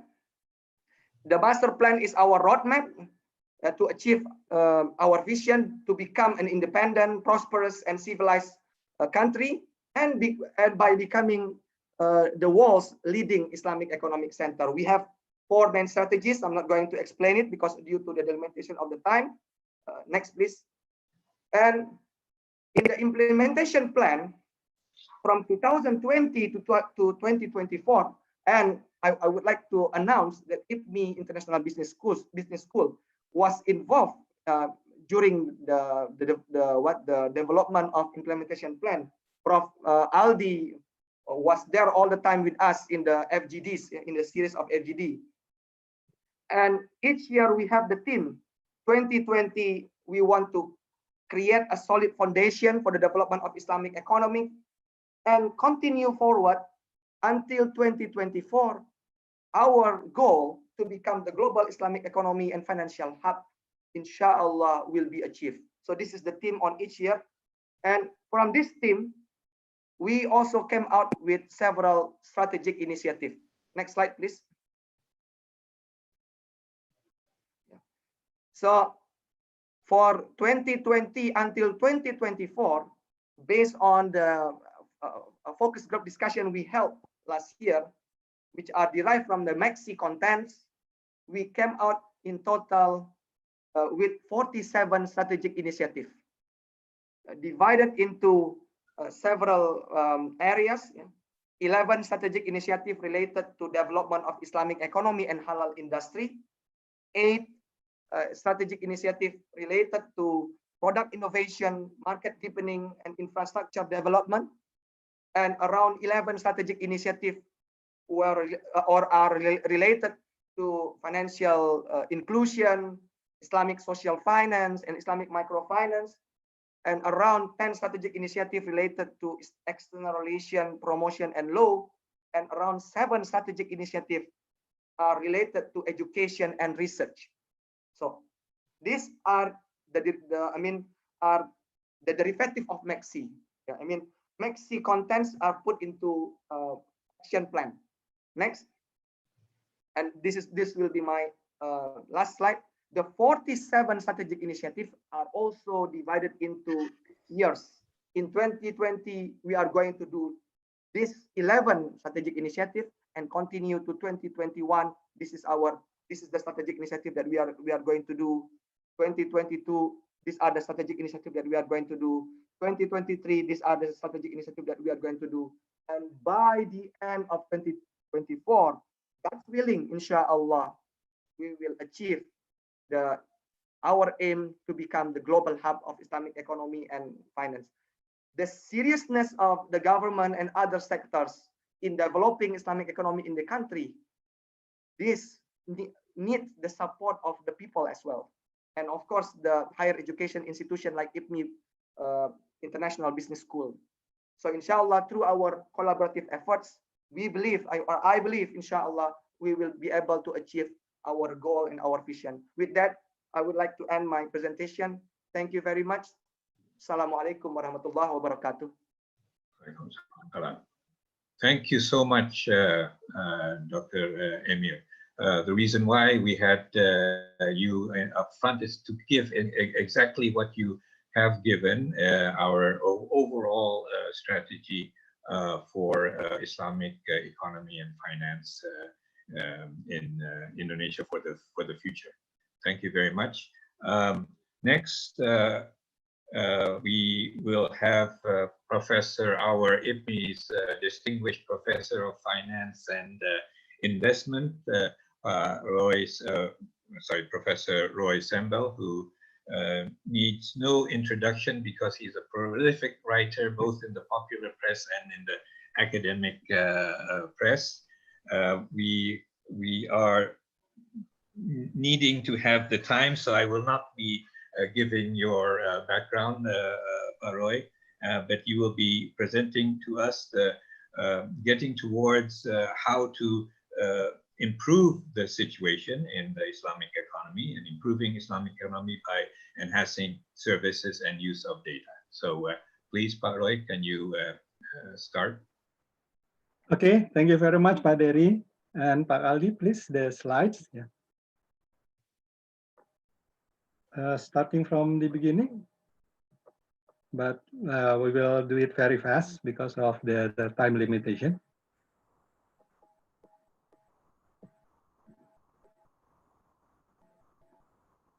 If it is difficult for a slideshow, just using the same strategy as the previous one.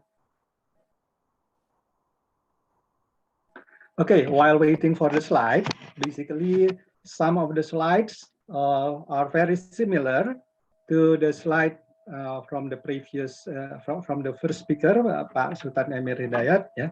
Okay, next, Pak Ali, next. Hello, next. Well, this is the short introduction. Next. Okay, if you want to contact me because the time is, and contact me through this. Next. Now we have already done this bank account polling, and then the result is most of this is still the result. So is that 64? Yes. Well, the total is not 100, though, Padi. Well, about 60-40 lah. Yeah. So still plenty of the participant of this seminar still don't have any Sharia account. Well, I'm a non-Muslim, but I have a Sharia account at one of the Sharia banks. Yeah, this is a little bit different. Yeah. Okay, next, Paldi. Next. Okay, we will have 3 agenda, but actually the first agenda, plenty of data already covered by Pak Sultan Emir Hidayat. Next.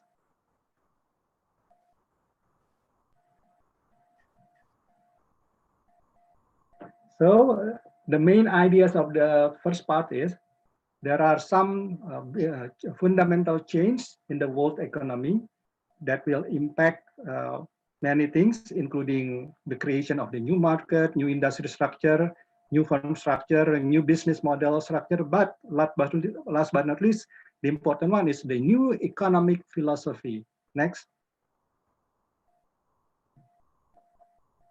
Next. Next slide, Pak Aldi.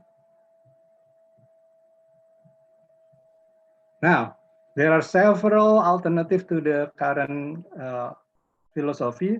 One of them is the Islamic economy, yeah? And the potential for Islamic economy is very huge, already covered by the first speaker. So we skip this slide. Next.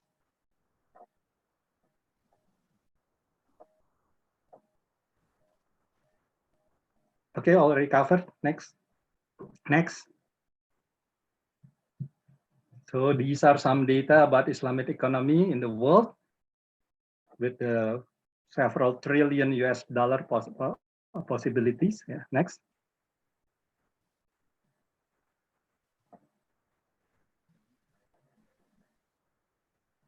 Pak Kaldi, if it is too slow for the slideshow, we can use the regular slide, not the slideshow, yeah.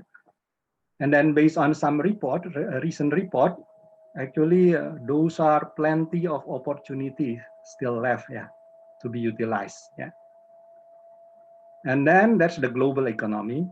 That also happened for the Indonesian economy. It means that the potential is relatively very huge.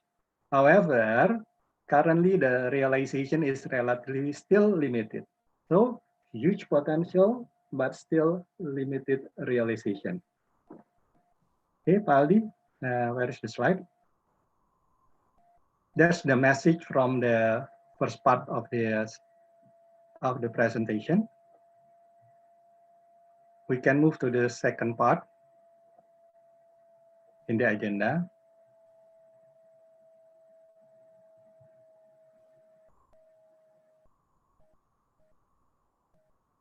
Next, skip. These are some numbers about the Islamic economy based on the last year report. Yeah, these are some of the realization in Indonesia in many different forms. So basically, the message from this data. Keep on terus Pak Adi, skip.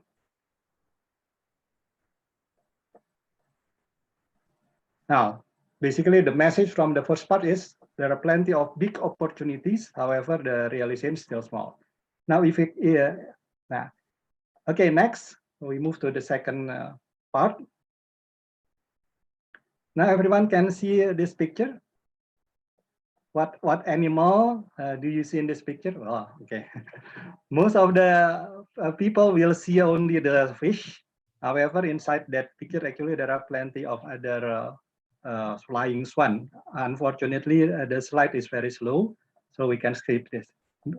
The message from this slide is actually sometimes we only see the obvious one, but not the obvious. There are plenty of things that are not obvious, hidden, but if we can see from different angle, we can uncover the opportunities. How do we uncover the opportunities? By taking advantage of what we already have, but optimizing what we already have, internal resources, and also taking advantage of the external trend, and also creating something new, which is the innovation. So basically, if we summarize this is based on the intrapreneurship and entrepreneurship. Okay, next, Paldi.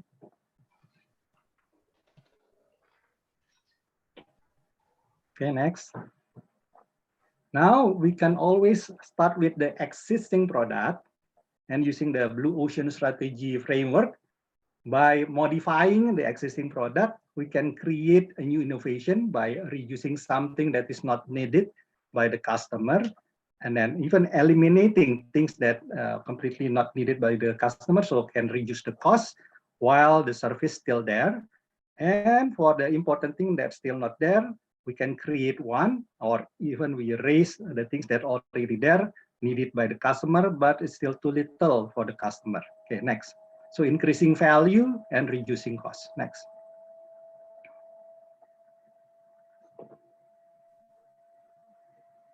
Okay, for example, we can take advantage of the opportunities in the online e-banking and etc. Yeah, digital banking. So we can improve the service for the customer. By the way, we can skip the video because of time limitation. Okay, next slide.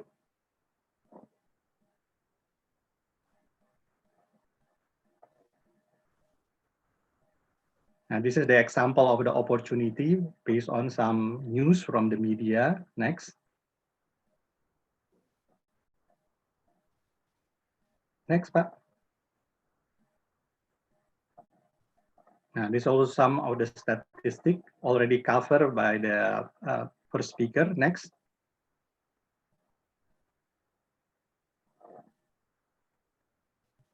Okay, next. Now, how to take advantage of those opportunities? From the micro point of perspective, we need to build capacity. Yeah, Pak Sultan Emir mentioned before, lack of human resources. Yeah, so we have to build our brainware. This is borrowing from the IT terminology.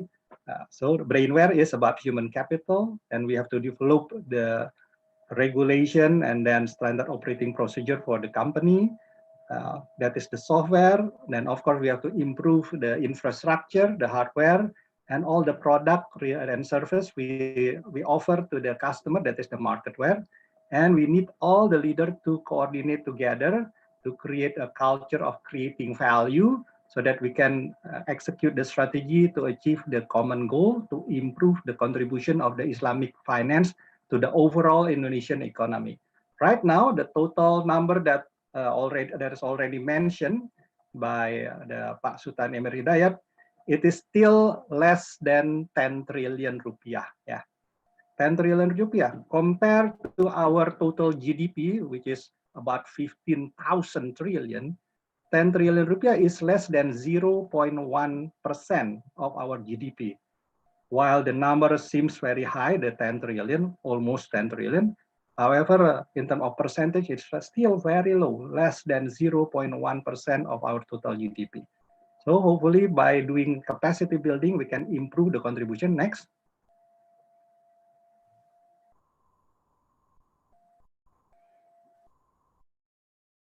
So by, for example, increasing the service excellence, this is the comparison between the basic service and service excellence. For example, it's not only about competence, but also about other things. Yeah, not about passion, not about timely, but also about engagement, not about the only meeting the expectation, but exceeding expectation. These are next.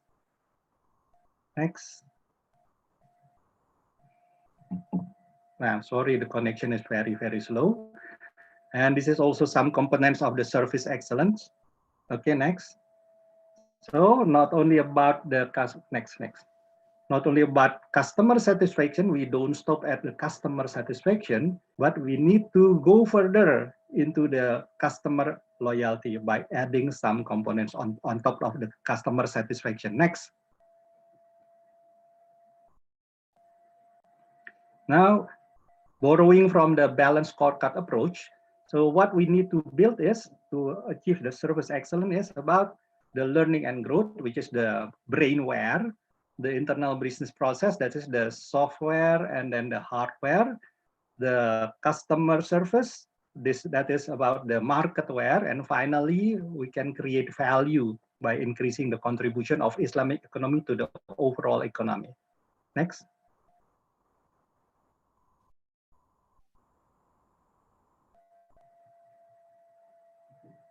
Now, one other thing after the service excellence, we can also take advantage of the recent development, that is the big data analytics. This is the definition of the big data. Next.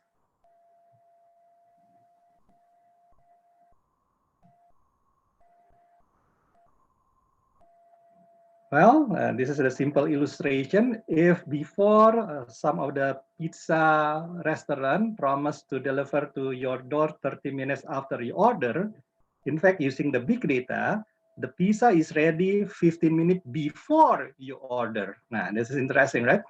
Because using the big data analytics, we can analyze the pattern of the customer buying behavior, so we can provide their needs even before the order they needed. Yeah. Okay. Next. So utilizing big data analytics, we can understand customer needs much earlier, so that we can prepare much earlier, and then we can improve our service to the customer. Next.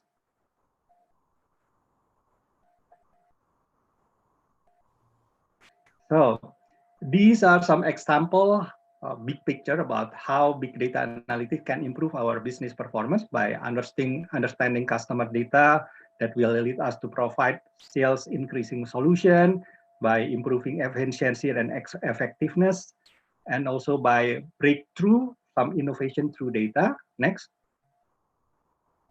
Yeah, next.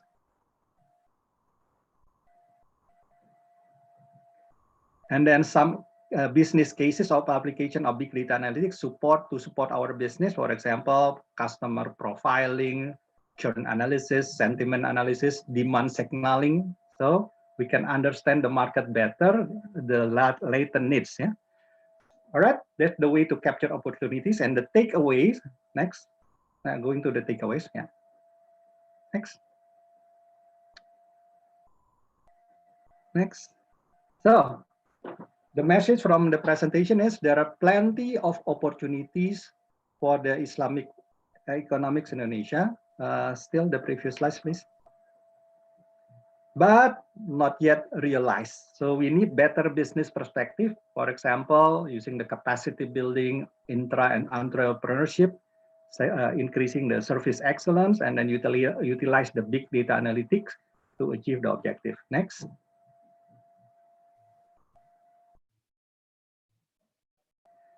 Now, I want to convey some message. That is the greatest danger for most of us is not that our aim is too high and we miss it. It's okay if our aim is too high, but we miss it. It's much better than we aim it too low, but we reach it and then we are satisfied with that. Then we move to the comfort zone. There are plenty of opportunity and we can realize that. Next. Now it's up to us to achieve that. Next. Now, this is the quotation from Pak Henry Ford saying this. If you think you can do it or you think you cannot do it, you are both right. If we believe that we can do it, at some point we will find the solution. But if you don't believe that we can do it, then our brain will stop thinking and there will be no solution. Next. Okay, that's it from me. Now, because my time is up, now, if later on you still want to contact me, this is the way to contact me using the email, using the social media, Twitter, Instagram, LinkedIn, Facebook, or contact me directly through my WhatsApp number, that is 0818-773-662. Next. Okay, thank you very much for the opportunity, and I give back the floor to Pak Dery Habir. Thank you very much. Thank you very much, Pak Roy, true millennial.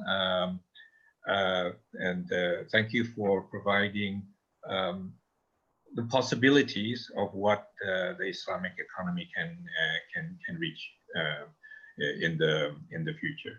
And thank you also very much for taking the time from New York to give your presentation. I know it's late in the evening, but hopefully you can get a good sleep. For those who do not know, Professor Roy Sembel has recovered, fortunately, almost fully from a positive diagnosis of COVID-19. He was recovering in New York, and he is fine now, and we expect to have you back soon in July. Thank you very much, Pak Roy. Okay. Welcome.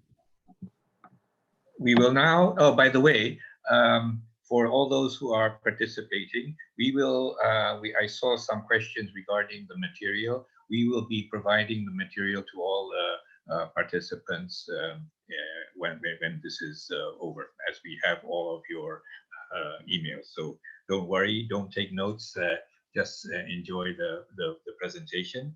And we will be, the next presentation that we will be enjoying is the halal, going even more specific, but I think very interesting, halal supply chain strategy for Indonesia as a global halal production hub, from somebody who has a lot of experience in this. And this is Professor Marco Tiemann, is the founder and chief executive officer of LBB International, a a supply chain strategy consultancy and research firm, which does a lot of work, as Dr. Sultan Emir described, even here in Indonesia. So take the floor, Professor Kiman. Dr. Derry, thank you so much for your introduction. I would also like to thank IPME International Business School for inviting me at this esteemed platform.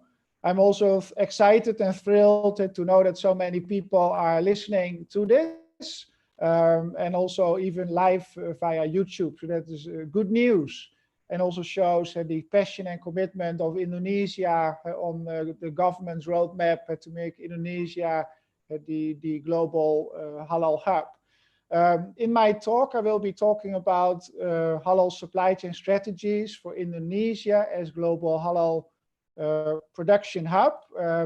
As Dr. Derry mentioned, I'm heading LB International consultancy firm. I also a full professor with Help University in Malaysia, and I'm also a research fellow with University Malaya Halal Research Center. And I've been doing research on halal supply chain for about 15 years as an academic, part-time academic over the last years. Next slide, please. I will be covering 3 topics. Halal supply chain goals for Indonesia. I'll be sharing a case study on modern halal valley, and also the way forward for Islamic economies such as Indonesia. Next slide, please. If you talk about halal supply chain goals, next slide, please. It's first of all good to realize that the halal industry, as also shared by Dr. Sultan from KNEKS, that the halal industry is fast-growing industry, single digit, and for some industries even double digits. This is due to a fast-growing demographics of the number of Muslims. Indonesia is has the largest Muslim population in the world, but also the growth of the halal industry in width and depth. And width, I mean there are new industries that are going for halal certification. It was earlier only food, now it's cosmetics, pharmaceutical, medical components, chemicals, paints, and many more products. So the halal industry is growing very fast. There's only one problem, is there's an enormous shortage of halal ingredients and additives with the right halal standard. So that is a bottleneck in the growth of the halal industry, I see. What we also have seen during the COVID crisis is that in Muslim countries, that they are very dependent on imports from non-Muslim countries. And so there's a lack of production capabilities in a lot of Islamic countries. Thirdly, also halal industries are highly fragmented. They are not working together. No, they are competing with each other. And also they have difficulty in upscaling, becoming from an SME to a large company, from a large company to a multinational. And then we talk about the global halal brands. Well, which is the largest halal brand today, halal food brand? It's Nestle, a Swiss brand, right? So there are very few brands from Islamic countries, from Muslim majority countries, in food, in cosmetics, in pharma. So a lot of work needs to be done. Also, it's good to realize that halal is moving from a product approach to a supply chain and value chain approach, which is quite complex to manage without a halal ecosystem. Next slide, please. So what are important Islamic foundations for Indonesia as I see? Next. First of all, as also highlighted by your president, Pak Jokowi in Indonesia, he says that we have to reduce and even eliminate dependence on imports. The COVID-19 shows that we are very dependent on imports, so we have to work on this as Indonesia. Next slide, please. Sorry, next point. Yeah. So Indonesia is blessed with a beautiful soil. I mean, it's a rich soil because of the volcanic soil. So we have a lot of manpower, a lot of people that need work. And so Indonesia can become the Intel inside. So in every halal product, in food, in cosmetics, in pharma, you have always halal Indonesia in there, because Indonesia is not only the largest, has not only the largest Muslim population. No, Indonesia is the largest producer of halal for the world. Next point. Next. Thirdly, also, it's important that Indonesia is developing production clusters that are sustainable. So Modern Halal Valley, where I'm the project director, is an Indonesian innovation to develop a solid halal cluster. I will share with you more on that one next. Fourthly, an important Islamic economy foundation for Indonesia is that we need to create and control halal brand equity assets. Next. But what are halal brand equity assets now exactly? Next slide. There are three types of halal brand equity assets. The first halal brand equity asset class is a halal commodity. And so these are natural agriculture commodities, so as oil palm, rice, coffee, cocoa, and also minerals. Indonesia is already a big producer on that. But do we have big brands in here? We have Astra as oil palm giant, but they are very diversified and maybe they have not focused fully on creating that halal commodity. Who controls the halal trade of Indonesian natural commodities? It's often Singapore, right? It's not Indonesia that's controlling trade. Secondly, where is the halal logo? Indonesia is exporting a lot of raw materials, commodities, without Indonesia's halal logo from MUI or BPPH. This is a lost opportunity. Next. The second point, the halal brand equity asset class, the second one is the potential halal assets. So this is building a brand from scratch. So we have great brands already, such as Garuda Indonesia, Wardah, very impressive. Also in Malaysia, you can see them everywhere. And Indofood. So Indofood is a very focused company on food alone. I think there's a lot more potential for Indofood globally. It looks like they have hit the glass ceiling.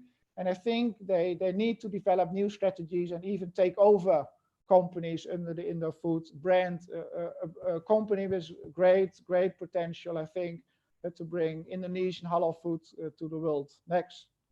The last one, halal brand equity asset class, is acquired halal assets. We talk about Nestle, the largest halal food brand in the world. So can Bank Indonesia, can KNIKS buy Nestle, halal Nestle worldwide under halal Indonesia? So that is an acquired halal asset. Or you can buy the food division of Unilever.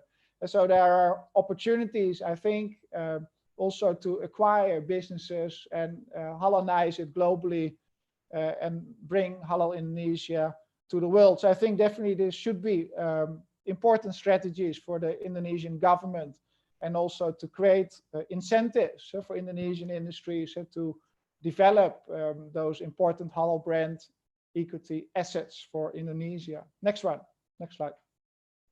So what are the supply chain goals I propose for Indonesia? First of all, I think Indonesia needs to develop solid halal production clusters.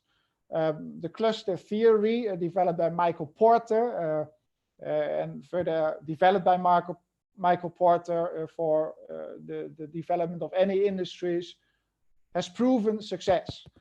So I think there is value for Indonesia to develop production clusters throughout Indonesia, leveraging strong foundations in Indonesia of food, of ingredients, of skills available, so you can build production capabilities, add value to your agriculture products, and create new brands. Secondly, I think it's important that Indonesia should play a dominant role in producing halal ingredients and additives for the world, become the Intel inside. Thirdly, I think it's also important that Indonesia should take control of their commodities. Indonesia is the world's largest player on palm oil and a lot of other agriculture commodities. That should be controlled by Indonesia. It should be branded. Nothing should go out of Indonesia without Halal Indonesia as halal brand. So I don't understand why the palm oil companies are not all halal certified. They should be, and every single drop of palm oil that goes out of this country, Indonesia, should carry Halal Indonesia as logo. Finally, I love Indonesian food. All of us love Indonesian food, also outside the borders of Indonesia. So I come from Holland. We have everywhere Indonesian restaurants, and in many countries, also in the US as well, other parts of the world, there are Indonesian restaurants. Those Indonesian restaurants are currently supplied by traders from Thailand, in other words, Thai food. This is a missed opportunity, so also Indonesia should take control of trading to the restaurants, Indonesian restaurants all over the world, to promote Halal Indonesia also to consumers all over the world. Next slide, please. What I would like to share with you now is a case study on Modern Halal Valley. Modern Halal Valley is a halal park, a halal cluster as we call it, in Banten, Cikande, on the island of Java. It is 1 hour drive west of Jakarta. It is well connected to the seaports, various seaports, and also the national airport of Indonesia. Next slide. It is designed as a 500 hectares food plus cluster. So at the bottom of this diagram, you see agriculture production, so such as poultry. Also dry port, meaning there will be a connection of this halal park to the Indonesian railway system connecting to Tanjung Priok, which is excellent for sustainable transport of containers to and from the port to the park. There is place for industrial activities, production, logistics facilities, commercial activities. Also the national labs of the Halal Authority in Indonesia will be there, based at the Modern Halal Valley. Also space for SMEs, small medium enterprises, to have HACCP compliant facilities. So this is a great initiative in Indonesia to attract Indonesian industries to go here, as well as multinational players to produce halal for the world. Next slide, please. So Modern Halal Valley is a new generation of halal parks that provide a complete halal ecosystem that makes halal production simple for companies. It wants to produce halal for Indonesia and for the world. We also have started a program for farmers and SMEs to develop capabilities to produce ingredients and additives and create supply to big industries. Indonesia is a well-educated, low-cost and large labor force. A lot of Muslims in here, very well, excellent universities. So therefore, this would be an excellent base for advanced production here in Indonesia for the world. Modern Halal Valley also has market access to Indonesia itself, as well as excellent access to other attractive export markets. As shared before, Modern Halal Valley is well located along a highway. If I go from Jakarta to Modern Halal Valley, I'm there within 1 hour, no traffic jam, rail connection soon, excellent also sea and air connection.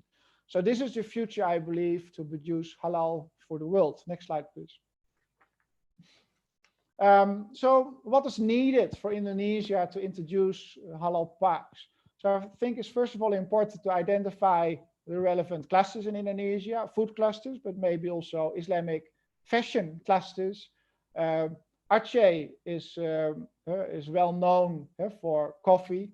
So there are a lot of areas, strengths in the different parts of Indonesia that could contribute to make halal products for the world. So we have to identify those clusters that have real potential to boost Indonesia as global halal production hub. Also, we need to make a solid design, a solid master plan for halal clusters. I call that C4, meaning correct, consistent, complete, and clear design of halal clusters. When you set up a halal cluster, a good master plan, you also need to set up a cluster management organization. So that is also important to have that in place. With regards to government policies, what is needed is a halal park standard, and halal standard for halal parks in Indonesia. Also, incentives needs to be put in place for developers of halal parks as well as industrial players to make it attractive to be located in halal parks. In Malaysia, the government has given incentives to players to move into halal parks. So therefore, it's important Indonesia is also at par on international halal park developments. Important that companies that are located in halal parks have privileges regarding imports and exports. And also, when you want to set up a company in Indonesia, it is complex. So if you have special leniencies in terms of paid up capital and percentage of foreign ownership that allow you to operate, setting up a company in a halal park, I think that would be a great steps to make it attractive for companies to invest in halal parks. Next, please. So what is the way forward, I think, for Islamic economies? We know from the Holy Quran, it says in chapter 2, verse 168, eat of what on earth lawful and good. Well, it is a responsibility to consume halal, but also to produce halal equally. So I think it's important for Indonesia to take this responsibility and be the halal producer for the world. It's important, I think, that we develop halal clusters. So a halal cluster strategy is an important strategy for Islamic countries to develop industries. So I think KNKS is well positioned to drive that. Thirdly, I think it's important to leverage synergy advantages by working together. So those clusters in Indonesia need to work together with each other. Also, clusters need to work together with Indonesia and other countries. In fact, Modern Halal Valley, we launched in 2019 an initiative to create a halal cluster network where we are connecting to clusters in Malaysia, even in Spain, in also other parts of Asia, to create that connection, to leverage synergy advantages. So that's an initiative from Indonesia which already started, I think, which you should be proud of, and that Indonesia is leading this. Finally, I think we need to develop those halal brand equity asset classes, create new global brands. KNEKS should play a role in here, as well as Bank of Indonesia, to leverage and mobilize funds. Next slide, please. So with this, I would like to end my presentation. It's good to have some further discussions on this topic, and may peace be upon you all. Thank you. Thank you so much, Professor Marco Tiemann. I find that we have a fantastic panel during this time from Dr. Sultan Hidayat, who did the overall need of the ecosystem for halal economy in Indonesia, to the opportunities that are presented by Professor Roy Sembel, and now the specific initiatives and specific challenges that Professor Marco Tiemann has presented. Thank you also very much for keeping to the time, because I see that we still have the scheduled time for questions. And I think Aldi, as we have planned, can you take over on the questions, and if the panel will stick around so that they can answer the questions. Thank you, Pak Dery. Okay, we have many questions, and some of them are already being answered by Professor Tiemann. Now, I would like to offer Dr. Emir, would you mind answering some of those questions that are in the Q&A? Are you able to see? Okay, wait a minute. It's in the center bottom of your screen.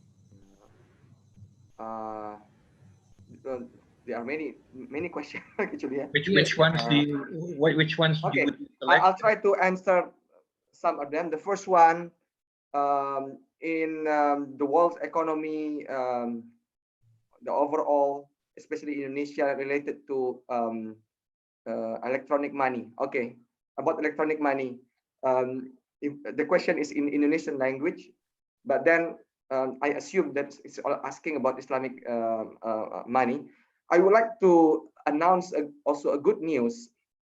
Alhamdulillah, recently, layanan syariah Link Aja has been launched. It was launched in February, in about 2-3 months ago. So this will be the first Islamic digital payment in Indonesia.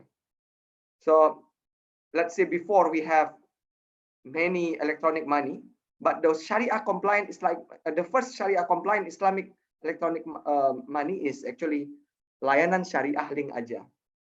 What are the main characteristics of this Islamic digital electronic money or payment? The first one, the money will be floated in Islamic banks only. So it means if you use layanan syariah Link Aja or Link Aja Syariah, we can call it Link Aja Syariah. So the money will be floated among the Islamic banks, especially state-owned banks like Bank Syariah Mandiri, Bank Rakyat Indonesia Syariah, yeah. And then BNI Syariah, Bank Negara Indonesia Syariah. Yeah. So this is the first one. The second thing, it can only be used to purchase halal goods and services. So you cannot use it, for example, for non-halal products and services. And the third one, the discount is given by the merchant instead of the Link Aja. So these are among the main characteristics of this layanan syariah Link Aja. Nomor 2, bagaimana cara penanganan terpuruk ekonomi di seluruh dunia disebabkan COVID? Apakah ada penanggulangan atau solusi kebangkitan umat bagi masyarakat yang tertimpa?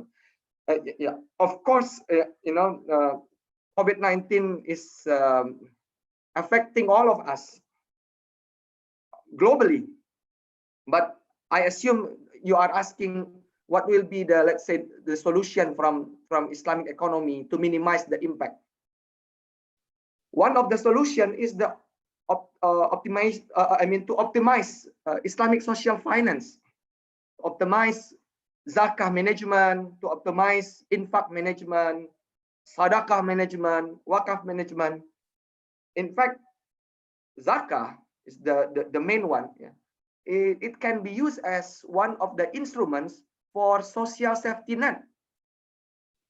We know that now with the COVID-19 outbreak, more people fell into poverty, and the need to have social security or social safety net is becoming more, and the amount of funds needed also huge. And if we depend on our budget, maybe it will be costly for us, because at the end the government has to finance it through borrowing. But actually, Islamic Social Fund can help and can minimize at least the burden. If, let's say, if we can optimize the Islamic Social Funds properly, the potential of zakah only in 2019, it is estimated around almost 250 trillion Indonesian rupiah. But the realization is only about 12 to 14 trillion.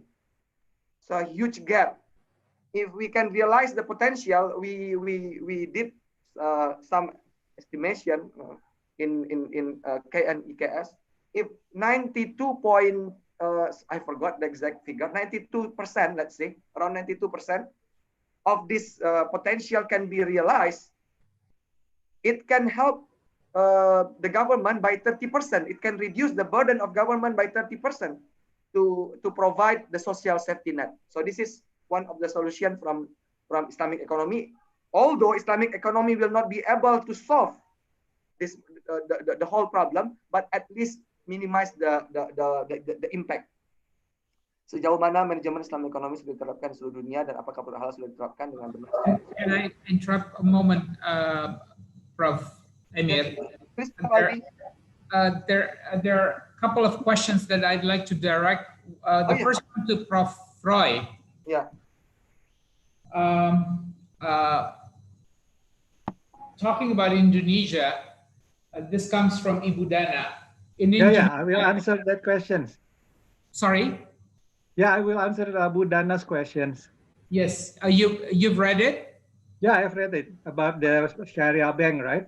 Why Yes. the performance is still very low. Yep. So my suggestion is to set up the capacity building, like I mentioned before. The capacity building should be comprehensive, integrative, regarding the human capital development, that is the brainware, and then the software, the way to manage the company, to manage the bank, and the hardware, taking advantage of the technological development, using the e-banking, m-banking, big data analytics, etc. And then the marketware, how to create an innovation in terms of product that is based on the customer needs or customer latent needs that can be identified through the big data analytics. And don't forget, at the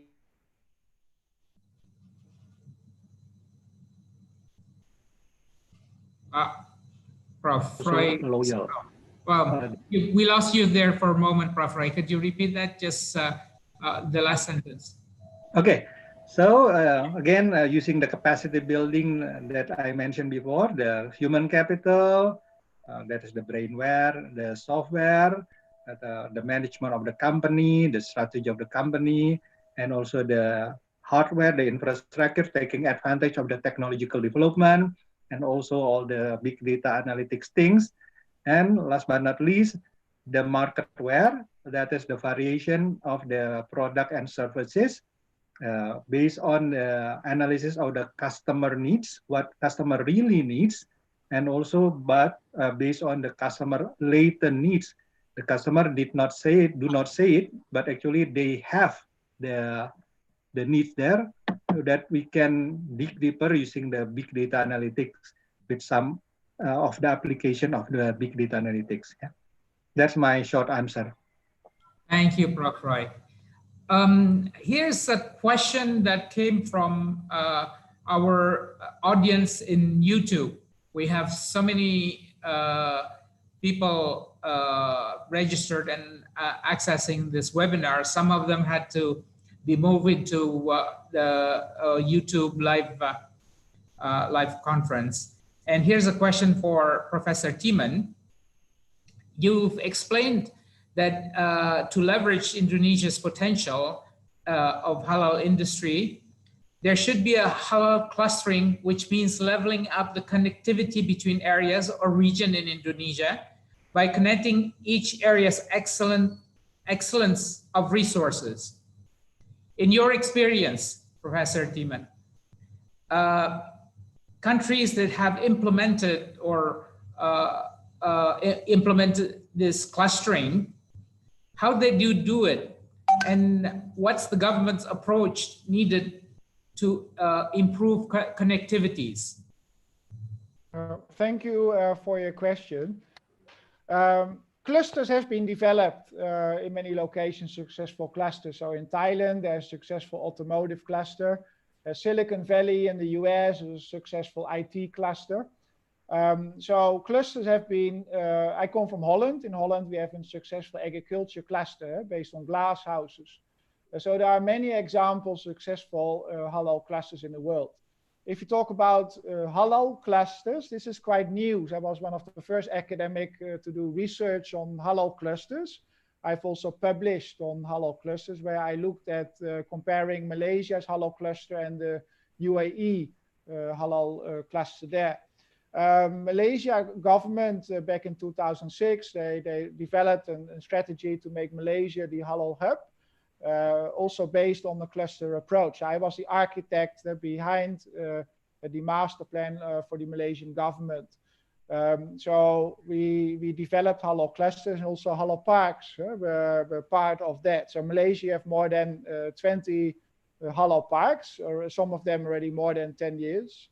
That's the first generation of halal parks. I think it's now an opportunity to create the second generation of halal parks, such as Modern Halal Valley, which is based on the cluster approach and is connecting to other parts of Indonesia, what we are doing.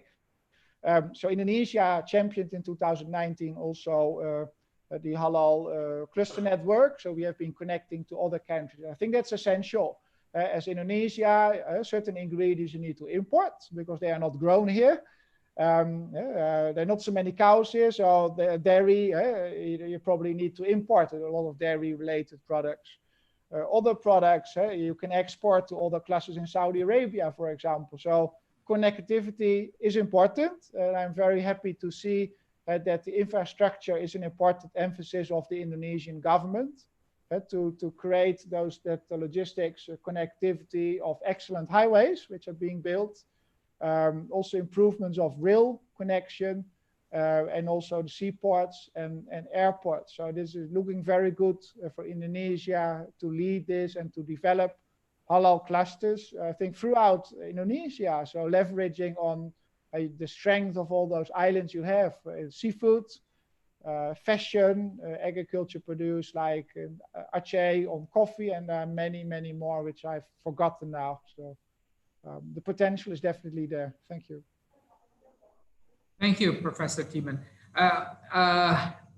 Here's one that is relevant to you, Dr. Emir, but maybe Prof. Freud can also add some. It asked for, someone asked for, how can one improve Islamic fintech industry? Can Islamic fintech help SME to solve funding problems? Should I answer first, or Professor? Yes, please. Yes, please.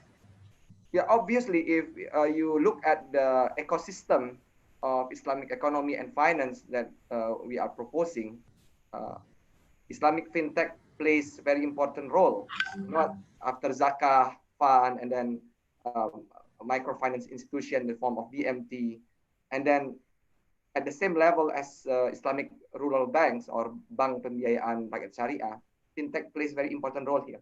And especially the pandemic, COVID-19, pushed, the need of fintech, because now we are more digital. We can say it. Yeah, a digital economy is really needed during this pandemic and even after the pandemic or post-pandemic COVID-19. So I'm sure Islamic fintech will play its role, especially to finance halal industries. And I think Professor Sembo already mentioned also, and most of the halal industry players in Indonesia are actually micro, small, and medium enterprises. It consists of 99.7% of the total business forms in Indonesia. And most of the MSMEs are actually Muslim. The players are Muslim, and by default they want their businesses, not if it is not all of them, majority of them, to be halal or Sharia compliant. So I'm sure the role of fintech in all aspects, not only in financing, also in payment system, will be much needed in the years to come. Prof. Roy, you have anything to add to that? You are muted, sir. Hello. Can you see my slide here? Yes, yes, sir. So one of my slides says that actually the fintech Sharia in Indonesia is booming. This is the news, and then there are always opportunities for the fintech Sharia to work together with the Muslim community all over Indonesia. For example, using the network of the mosque, network dari masjid-masjid, for example, and then they have the community of the small, micro, small, and medium enterprises among them. Yeah, by connecting all of those, then the potential growing for the fintech Sharia can be very, very huge. Yeah. That's it. Thank you, Prof. Roy. Still relevant to fintech and banking. There was a question directed to Professor Thiemann. You answered it, but I don't think everybody is able to see the answer, Professor Thiemann. May I repeat that? And it says, many people said Sharia banks in Indonesia are operated like conventional banks. The Sharia is only a name labeled on the bank, but practically they aren't Sharia. What do you think of that? Well, what I know from Islamic banking and finance, there are two problems. So first of all, SWIFT, international banking transfers. It appears to be interest-based, so that is not Sharia compliant. And secondly, is that for business needs. So if you are running a business, import, export, you need insurance for fire, for your factory. So for business needs, all your needs cannot be covered in terms of financing, insurance needs with a Sharia compliant alternative. For personal banking, however, and personal needs in terms of financing and also takaful, insurance, I think most of it, to my knowledge, has been covered for personal use. For businesses, not yet. So that's my comment. Thank you for that. But can I invite for Dr. Emir to also participate in answering the question, please? Thank you, Prof. Aldi. Actually, the problem is why some people are labeling Islamic banks as to be non-Sharia compliant. One of the main causes is actually about the literacy rate. Last year, OJK, or Financial Services Authority, released its newest survey, and Islamic financial literacy rate, or financial literacy for Sharia finance, stood only at 8.9%. It increased very slightly from 2016. So in 2016, it was 8.1. Now 8.9. So in other words, from 100 Indonesians, only 9 people are aware or well literate about instruments or Sharia compliant instruments or Islamic financial products. The rest are actually not well literate. And this is the cause actually. When they look only at the outside, when you look at the outside, maybe you think, oh, it's the same. At the end, it will be the same. They don't see the process behind. They don't see other aspects. Of course, I'm not saying that there are no weaknesses. Yeah. For example, like what has been mentioned by Prof. Thiemann. Yeah. But sometimes those weaknesses are also because of the necessity, because there is no other way. There is no room. Maybe legal factors, other factors that force them to do that one. And in fact, in Islam, there is one qaida or maxim which is called ad-daruratu tubihul mahdhurat. It means in case of any emergency or necessity dictates the rule. It means even if, let's say, it is non-Sharia compliant, but if you don't have any other option and you have to do it, you can do it just to fulfill the needs. So that is the maxim. So I'm sure if we can increase the literacy rate, and if we do more, even like today's event, inshallah, through this campaign and through education system, the literacy rate will improve, and those misunderstanding, misconception, inshallah, will be minimized. Thank you. Thank you, Professor. Here is an interesting question. Since we're talking about Islamic finance and economy, there's a question. Do you think that Islamic finance system is similar to social finance that has been practiced in Australia and West Europe, in opposite of capitalist system in the US? or this is completely different? Anybody care to answer that? Prof. Roy, maybe? Can you repeat the question again? It was Yes. disconnected for about 1 minute. Okay. Do you think that Islamic finance system is similar to social finance that has been practiced in Australia and West Europe, in opposite capitalist system in the US? Or is this completely different? Well, if we say completely different, it's not true. If we say completely the same, also it's not true. There are some intersection, yeah. Basically, it's about the ethical economics, about the compassionate economics, yeah, something like that. With the not just economic, just for profit, yeah, competition just for profit, but also for purpose, yeah. Combination of the profit and purpose is the similarity. Of course, the way to do this and then the philosophy behind this can be different. Yeah. So again, cannot be said completely the same or completely different, but there are some intersection, similarity with some of the components that I mentioned before. Using the heart, not only a profit, compassionate, and then some guidelines. Yeah. Thank you, Prof. Roy. Would you like to add something, Prof. Emir?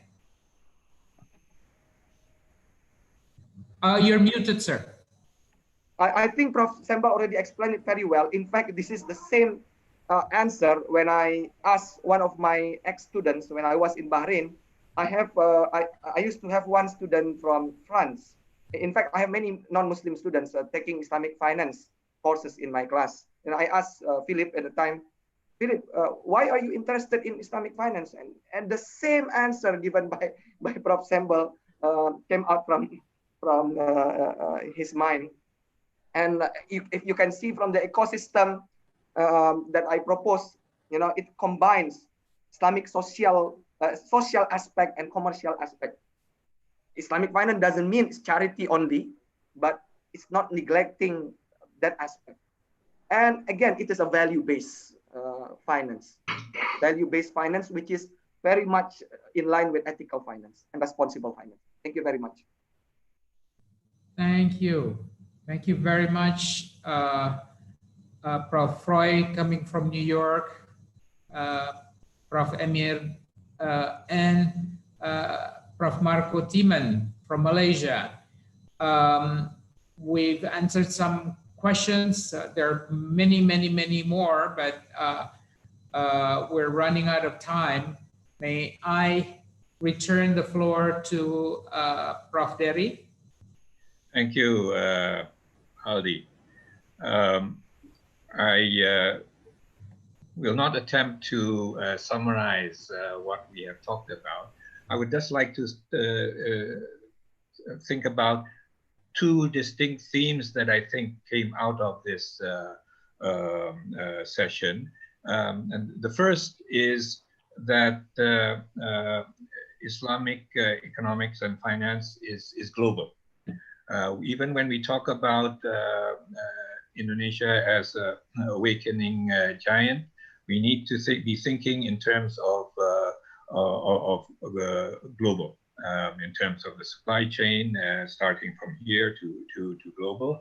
At the same time, the second theme, I think, is the need for poverty alleviation that we're talking about. And that is a primary purpose of what we're talking about. And how does the globalization can impact on that? And we've had some specific concrete measures that Professor Marco Timan has talked about.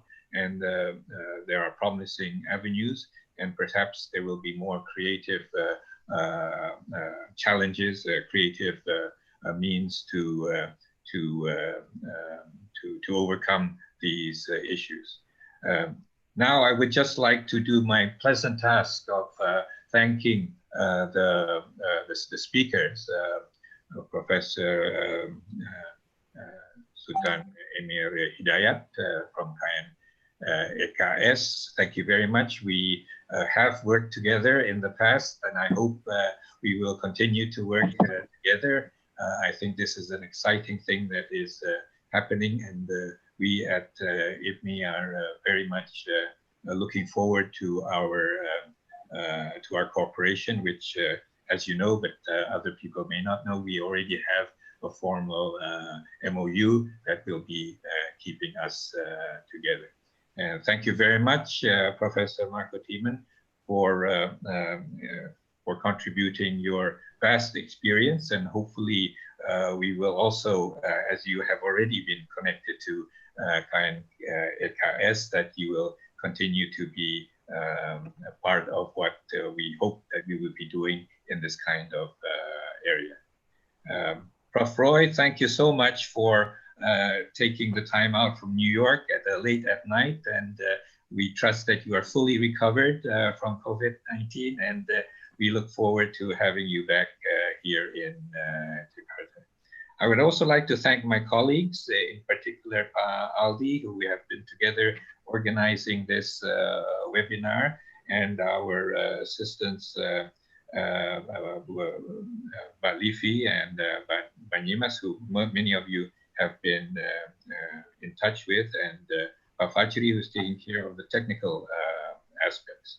But perhaps most of all, I would like to thank all the participants. I noticed that we have reached over 100, and we still have over 100. So I think it's a tribute to the panel who have given interesting presentations, but also thank you for your patience, the participants, for sometimes perhaps a bit slow on the moves in the PowerPoints, but we are all learning together on this. So thank you all very much, and unless Aldi, perhaps you will stick around for the administration stuff that you might want to tell the participants. Thank you, Pak Dery.